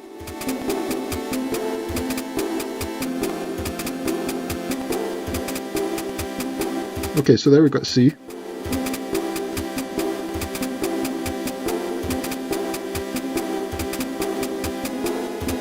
Nope, let's try something else here.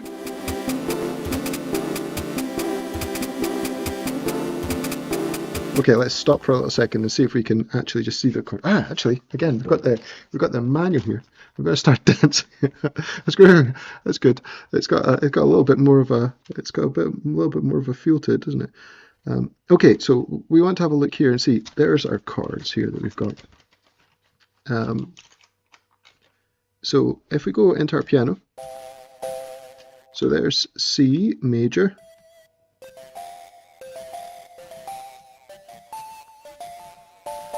And we've got a minor, and then another major.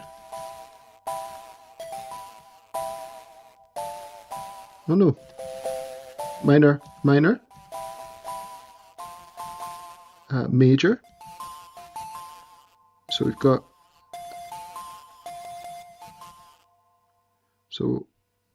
but sorry, where are we here? F major.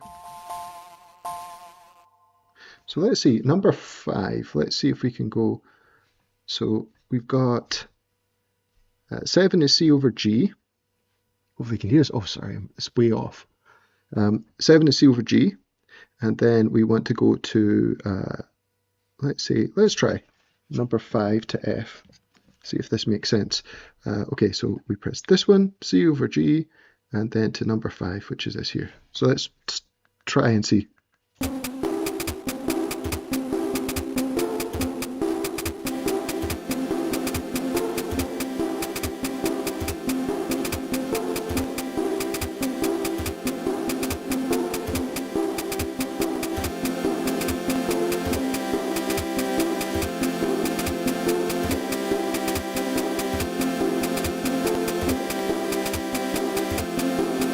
try 15.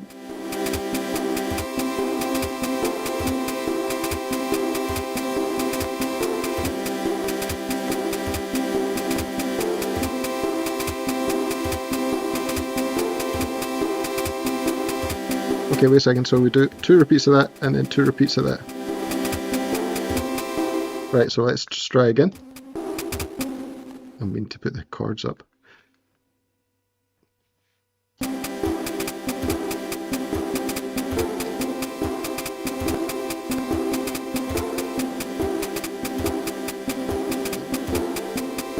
Let's see what are we at here. I might turn this input up a little touch.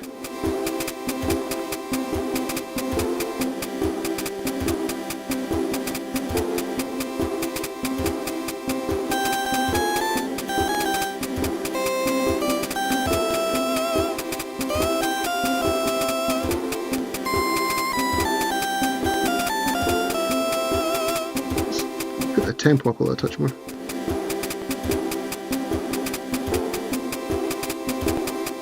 Is this too fast?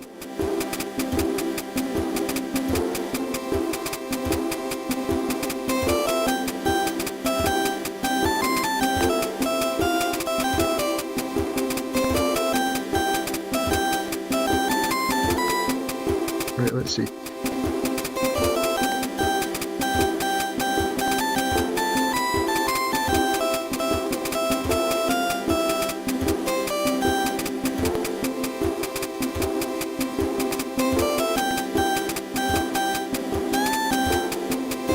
Okay.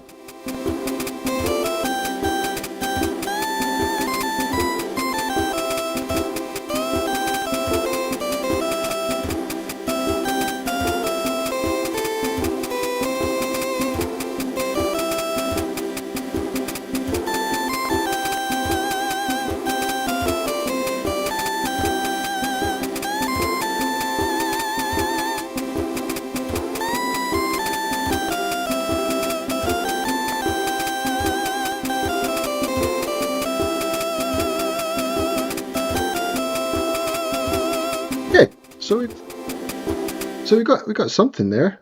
I think it's this is going somewhere. Let's try it and see a bass to. Maybe we'll make it slightly less.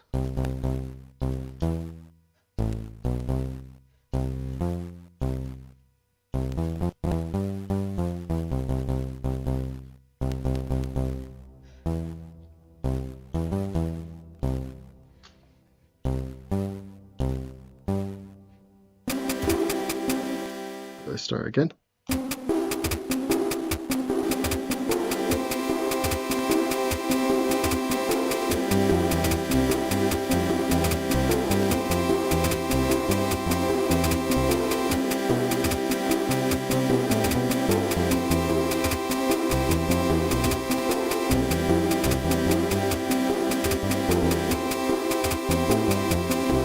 Right, let's just record.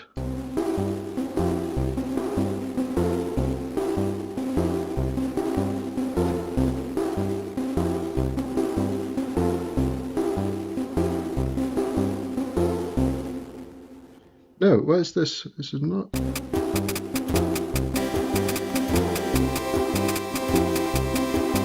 Okay. So we've. Sorry, I put this out. I don't know how long that's been out of frame, and I've been doing stuff on it. So I just on the bass track on track 3 here.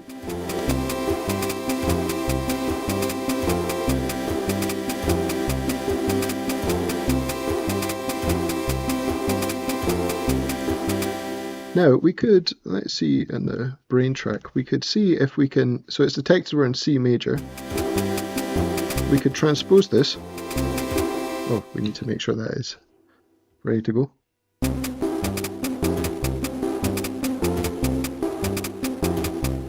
And again, both of them now, because I've got both of them ready.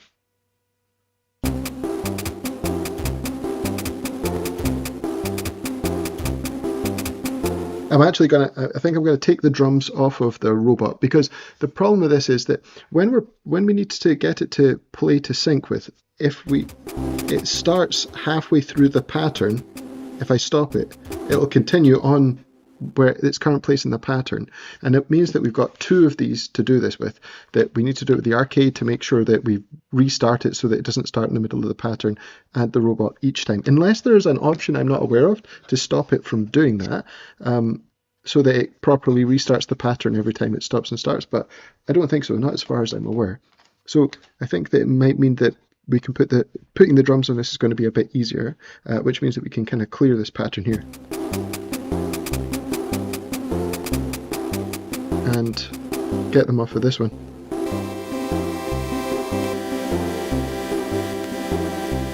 Now we just need to remember to press play on this one when we want it to sync up.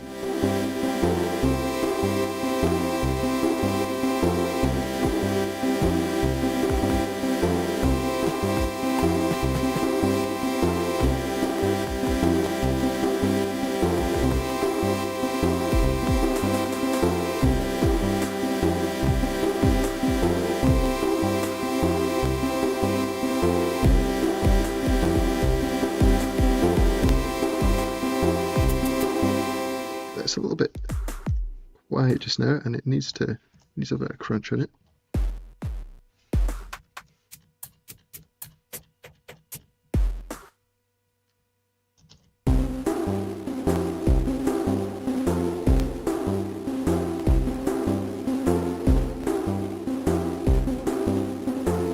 Right, let's copy this one. Oh, it's so late, sorry. Copy, and then put it here, and on here.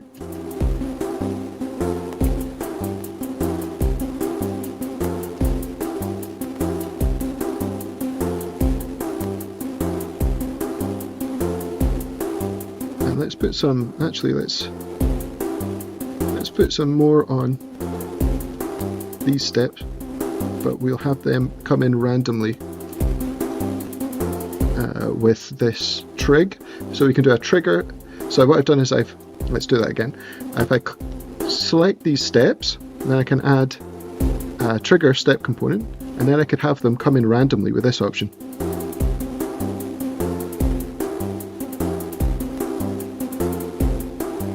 Right, let's bring in the chords. Let's just see what it sounds like with the chords and everything together. So we're queued up here. And now hopefully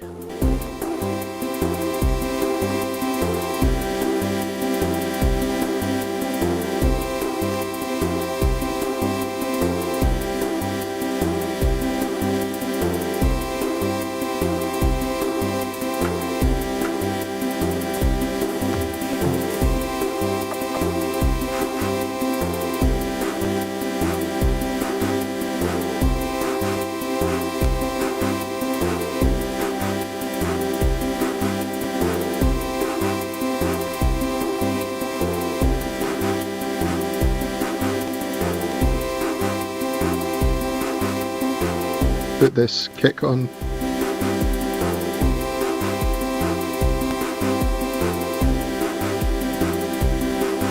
Let's try.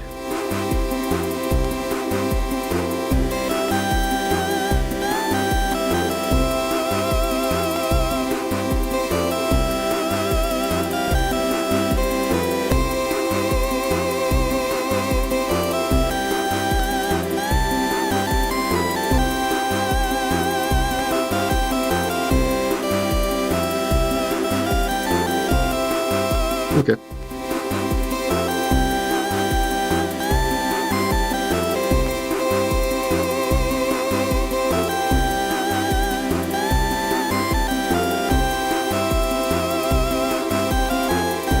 Oh no. And of course we can sequence this in on the robot if we wanted to. But where's the fun in that? Thanks, Marfi.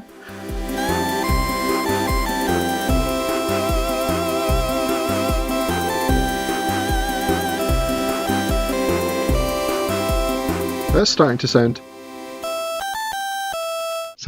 very Scottish folk music-y there.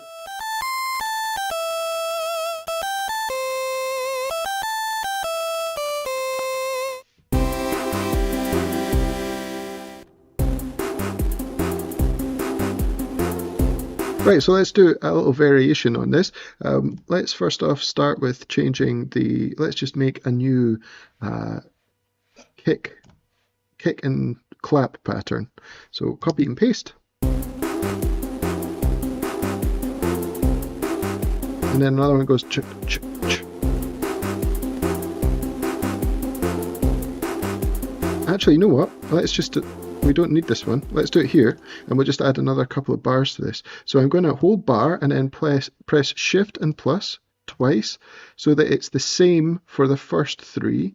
And then I'm going to do, so it's got 3 bars now, and I would do another one here so it's got 4, and the last one will be blank. And I'm going to add the kick into 4. Which one am I using? I think it's this one. Here and here, but I want, where's that clap going?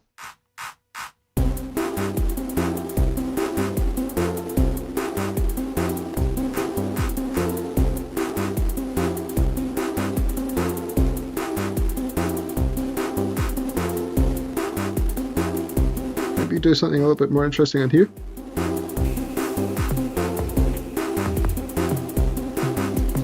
So sort of conga type drums.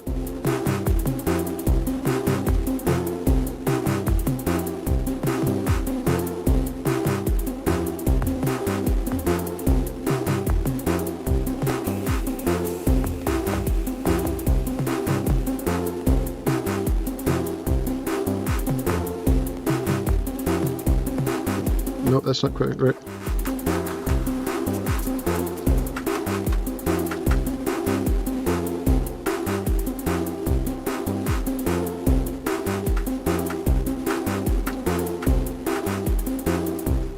Okay, we'll leave that for just now. It's getting overcomplicated on that. But let's think about another bass line. Boom.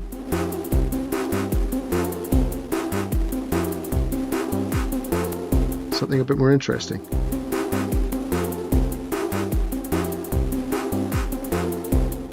Let's do.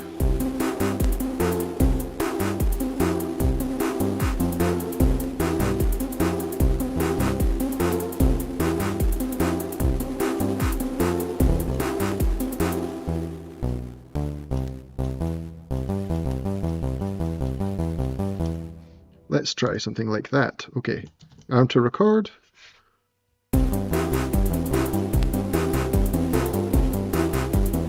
And we can switch between the patterns. If we use this, you can see here that there's currently two, I'll move this down a little bit more. Currently 2 patterns available for on the bass track, and we can switch between the way.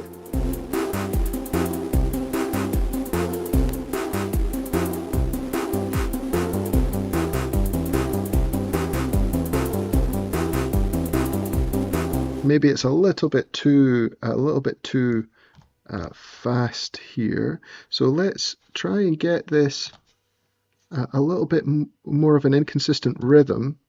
We could try by doing, let's try and do it.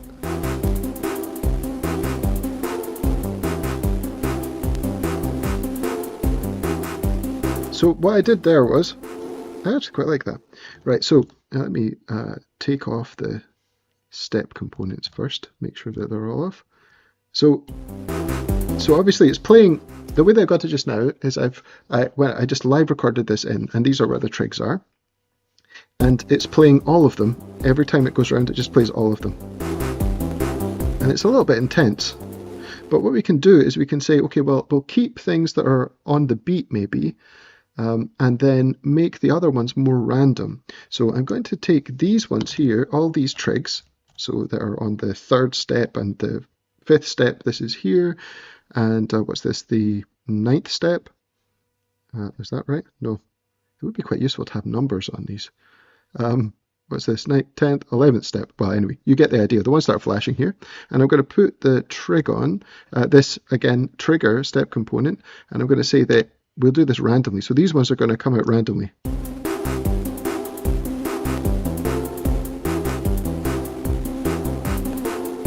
Might be a little bit too random at the moment.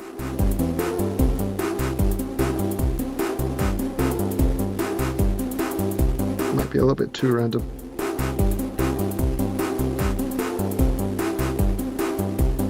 Could do some other craziness. could say, for example, this one, we're going to transpose it up a third. Where's the third? Here.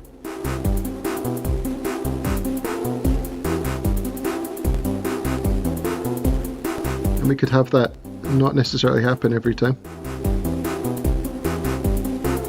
We could say that every fourth pass, and then maybe remove this one.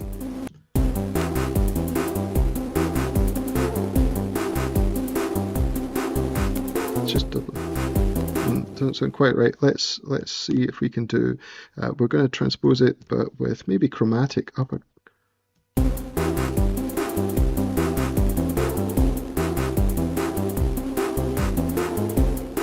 Oh no.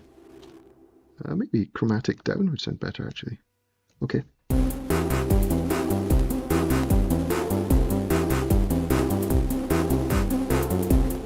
No, that definitely does not sound better. Not in that position anyway. Okay, let's leave the tonality one and just keep that there at the normal pitch that it is.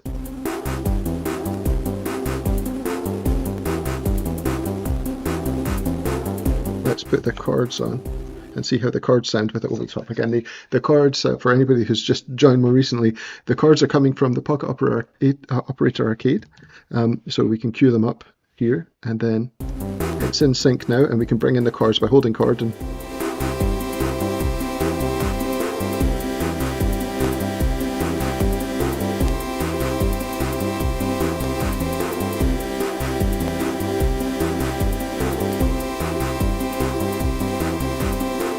we can change the chords if we like. We could do them to, so this is just, it'll stay on C, but we could go, for example, 6 should be G, so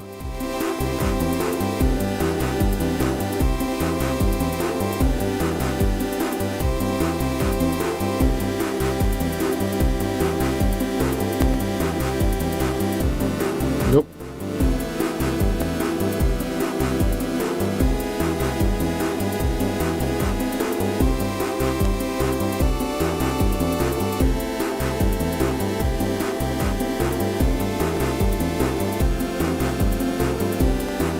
Okay.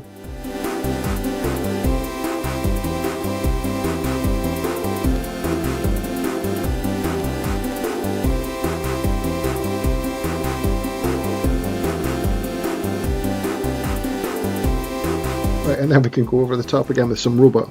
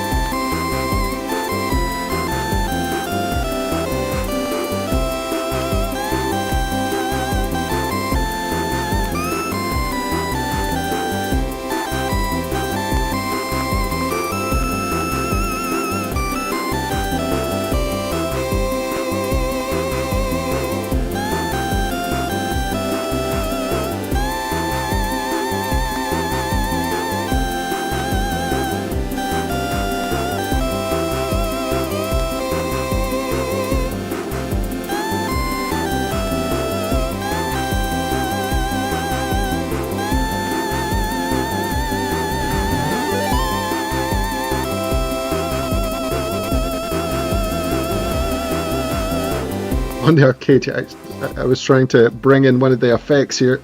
This is awkward. I need a better setup for this.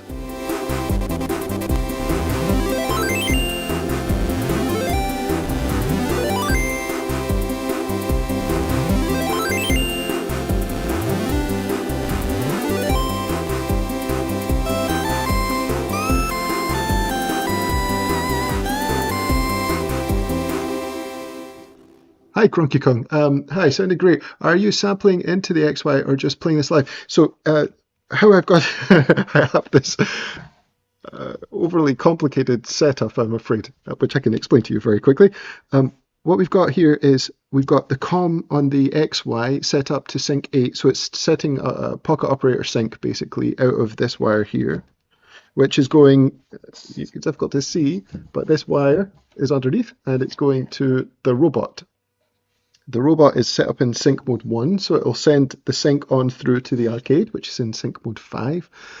I've got this from the manual, by the way. It's following this one here. Oh no, not this one. This one. 1 and 5. Like this, and then it seemed to work correctly when I was chaining these together. So this is, all of them are synced up like this, and then I've got chords on the arcade, which are actually tempo synced to the chord change, right? So if I go here, you can see if I play this, if you watch this, it kind of flashes, but when I press play, this is actually going now. You can see the clock up here actually with this AM, but it's a bit hard to see on the camera. And I can bring in the chords by holding the chord button on the arcade, and then bring it up like this.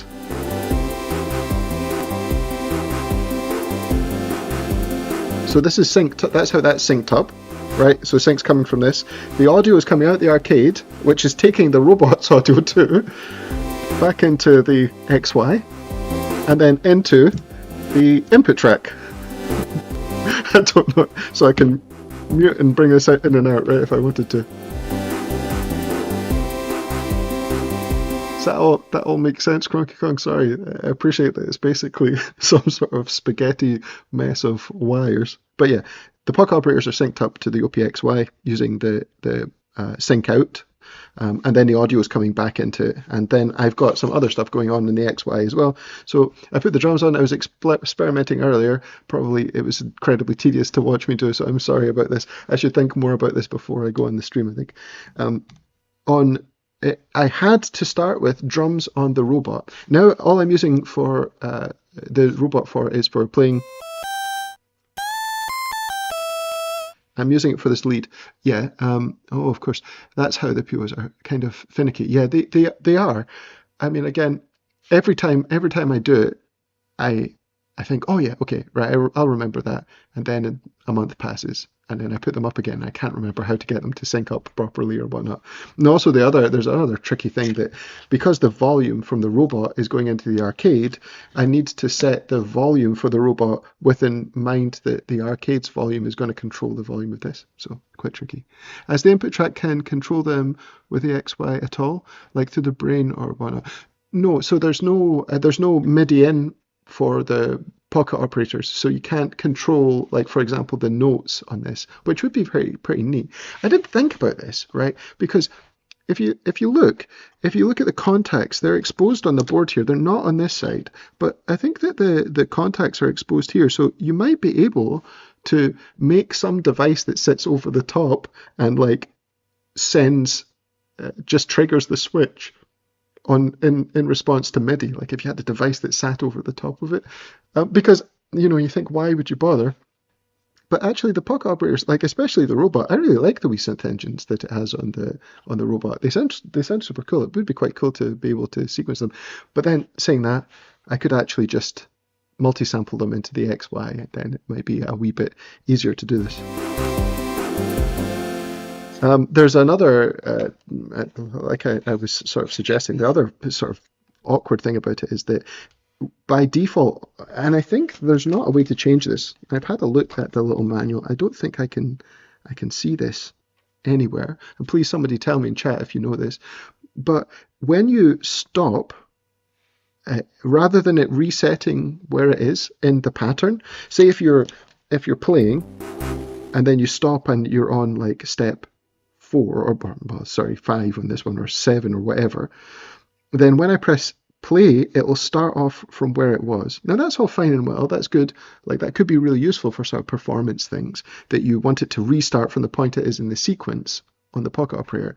But I kind of don't, because I want it to be controlled by the XY. I really want the XY to be saying, when I press play, it should just start at the beginning of the pattern again.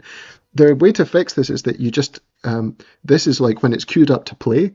So you could just turn this on and off again, and it'll start from the beginning of the pattern and everything will be fine, but it's kind of slightly annoying. I don't know if there's an option to actually do that on the pocket operator. Right, manual power. Okay, nope. Yeah, so I can't see if anybody knows. Reset the clock, nope. Pattern sequencer. Yeah, I don't see an option for it. Clear tune, sync multiple units, hold chord, blah blah blah, different modes. I think it would be in here if it had an option. Anyway, so I don't think I can. Maybe it's one of the other sync modes. Maybe, you know what? Let's try it and see. So let's put a sound on this to try and so that we can hear this. So I'll pick just this here and I'll put it on the first note of each.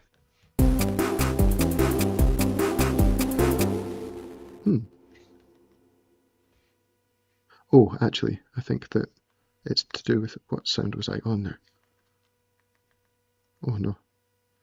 Oh right, so I had this sort of hi-hat sound. Sorry, anyway, I'll put this bass sound on and then put this on these steps here.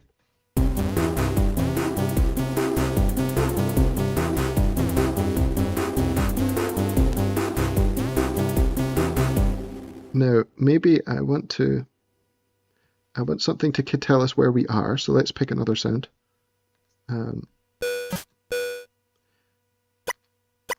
Okay, so I'll do this on this and this here. Okay. Right, okay. So now if cue up to play. Actually, you know what? I'll take one of those off so that I can tell where we are in the pattern. Hopefully the people are following what I'm trying to do here. Okay, and this one again. And we'll just take it off. We'll put it on here, or yeah, okay. So then we'll put this on the first pass on the off beat. We'll say that it plays this one.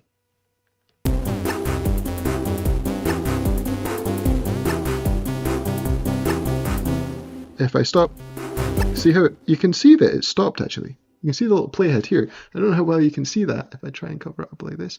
You can see this is where the playhead is here on number 3. So I wonder if we can find, maybe there's a sync mode. Maybe there's a sync mode that will stop that from happening. Let's try sync 5. Nope, that's something to do with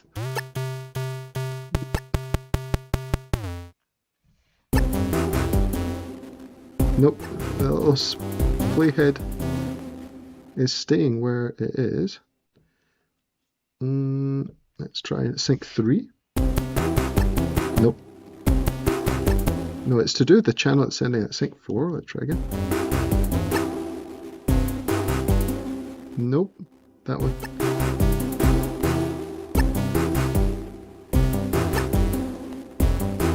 Yep, so that's always keeping it.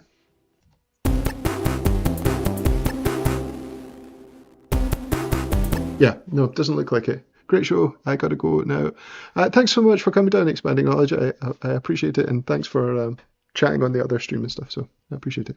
I just looked at the website and it says the sync modes and all their functions, but no mention of reset. Yeah. So it doesn't look like it, which is. I mean, it's not that much of a problem if you got into the habit of remembering to do this, right? So that you've got to turn it off, turn it on, and now it's synced.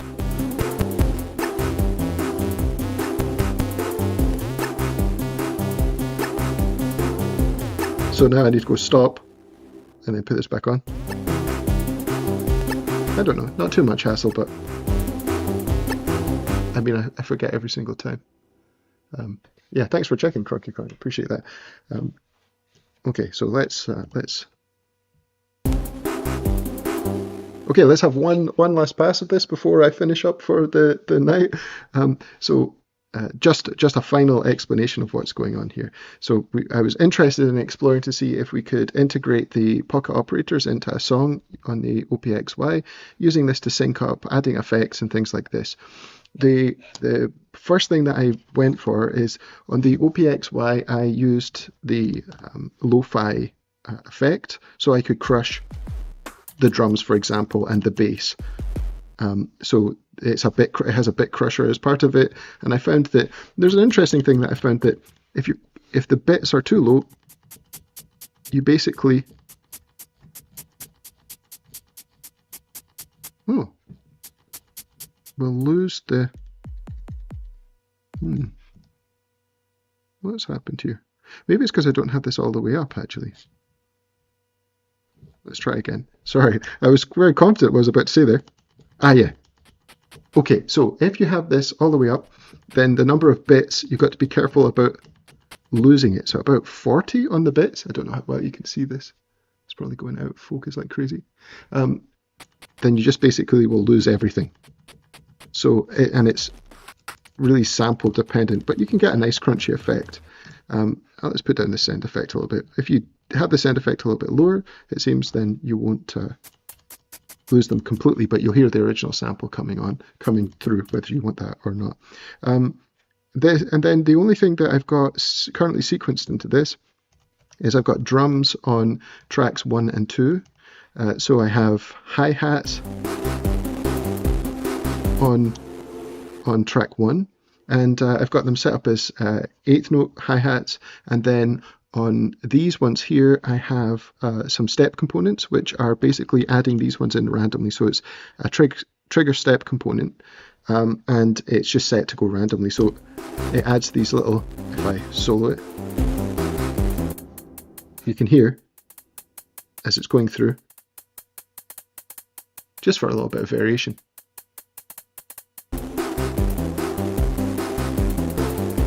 And then on channel 2, it's got this drum and clap, and there's 4 bars to this one. So it has a variation on the last one where it has the clap on the beats.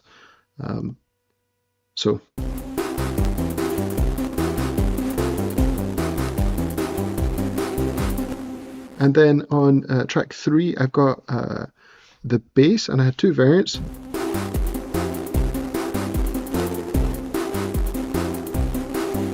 And then I had this other variant here. And I did a similar thing that I did on the hi-hat here, where I set trigs on some of these sort of note probability, again using the trigger step component. I basically kept it so that the ones that are on the beat and this one that's just before the offbeat, just before, this one, basically I kept those to keep the overall rhythm, and then I added the step component, the trigger step component with random to these other ones here. So these ones will come in and out. Apart from this one, I think I might have removed it from this one. Oh yeah, that still has it on. So this one always comes in as well. So these ones, this one, and this one, and this one, they come in randomly.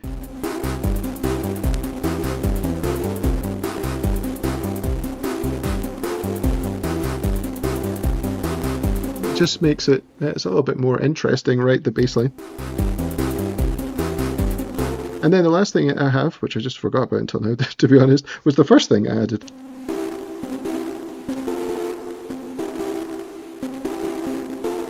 So I just added,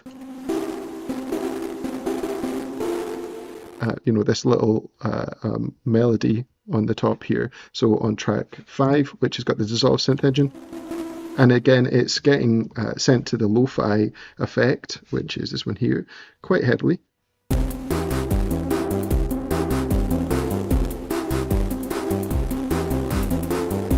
And then okay, so that's what's going on in the XY. The next thing here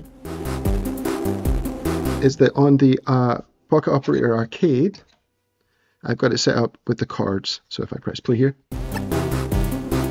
now this is my little test pattern, so let's get rid of that pattern there. And if we sync this up, we can set it so that the chords will come on. When I press play.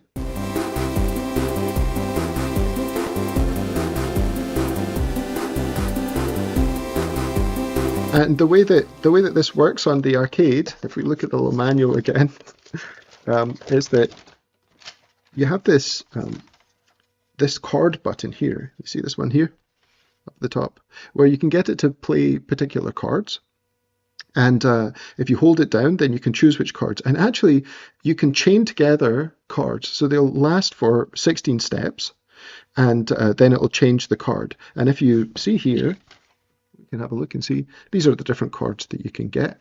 So I just picked ones that are in the key of C, and the reason I picked the key of C, man, this is overly complicated to explain. It's like, it's so simple the way it's set up. So I picked key of C because I'm then using the robot to sort of solo over the top. Now you can play, maybe you can play in other keys if you were careful about it, but the two easiest keys to play in the robot, so this is a little like lead synthesizer basically. It's got these cool different synth edges with different parameters. But the way that it's set up with the notes, you'll see that there are sort of, obviously again, there's 16 notes that you can play. So you can see here, the way that this is set up, you can get really easily, you can get A minor, so A harmonic minor, if you just skip this one out. And you can also get C relatively easily. So we start on C. You can see that the actual note is there, right? C4. So is that middle C? Yeah, I think that's middle C on the piano, right? C4? Yeah, C4 is middle C, I think. So obviously C here. So you can play C relatively easily. Again, you have to be careful about the notes you press. No. So if you skip out this note here, then you can play in C. So this is why I picked C, and the other one, the first song that I was messing around with was in A minor, harmonic minor, because I can play on the robot in the correct key. Okay, so then I'm just picking chords that are in C and just doing it by ear more than anything. See ones that sound good. So we can have one final performance before I say goodnight. Thank you to everybody that's tuned in. I appreciate it, and bearing with me as I've been sitting scratching my head and thinking, oh, that sounds terrible. That doesn't sound right. How does that work? What's the sync function that I need? But let's go through. And we'll start off just by muting some things. I'm going to turn the chords down, get that ready and waiting. And then I might mute, what I'm going to do, I might keep the bass to start with. And then where do we have, oh yeah, and so 5, let's unmute this so I don't get as confused. Right, okay, let's do the bass first. Right, anyway, thanks again everybody for tuning in. One last performance to play us out.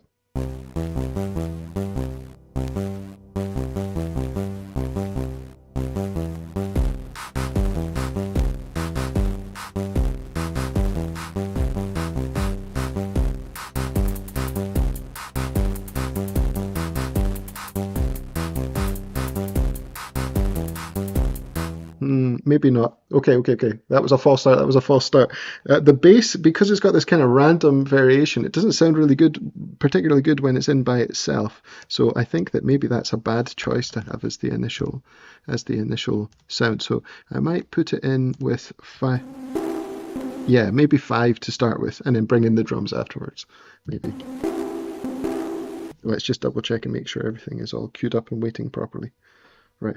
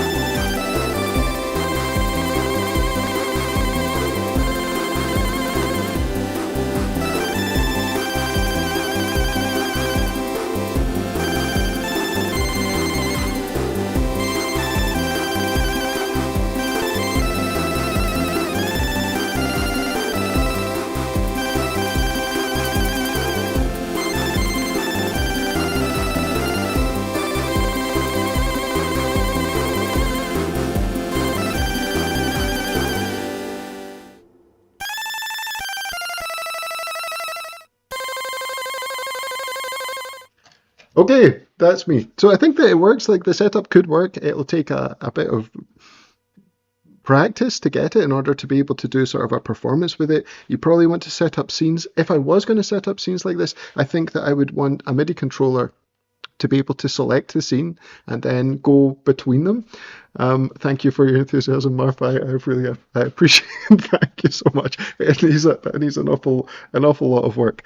But yeah, I think you could get it set up so that you could work with this. I need a slightly longer cable as well would be useful. And actually, yeah, anyway, there's lots of things that you could tweak about the setup, but I think you could do some either live chiptune with it, or if you were careful about how you set up so that you could have the robot in the arcade programmed, and then maybe just switch patterns using the pattern here. Thank you, Cronky Kong. I appreciate it. Yeah, so works. XY was absolutely fine. All the sync worked fine. The audio coming in worked fine. That was no hassle at all.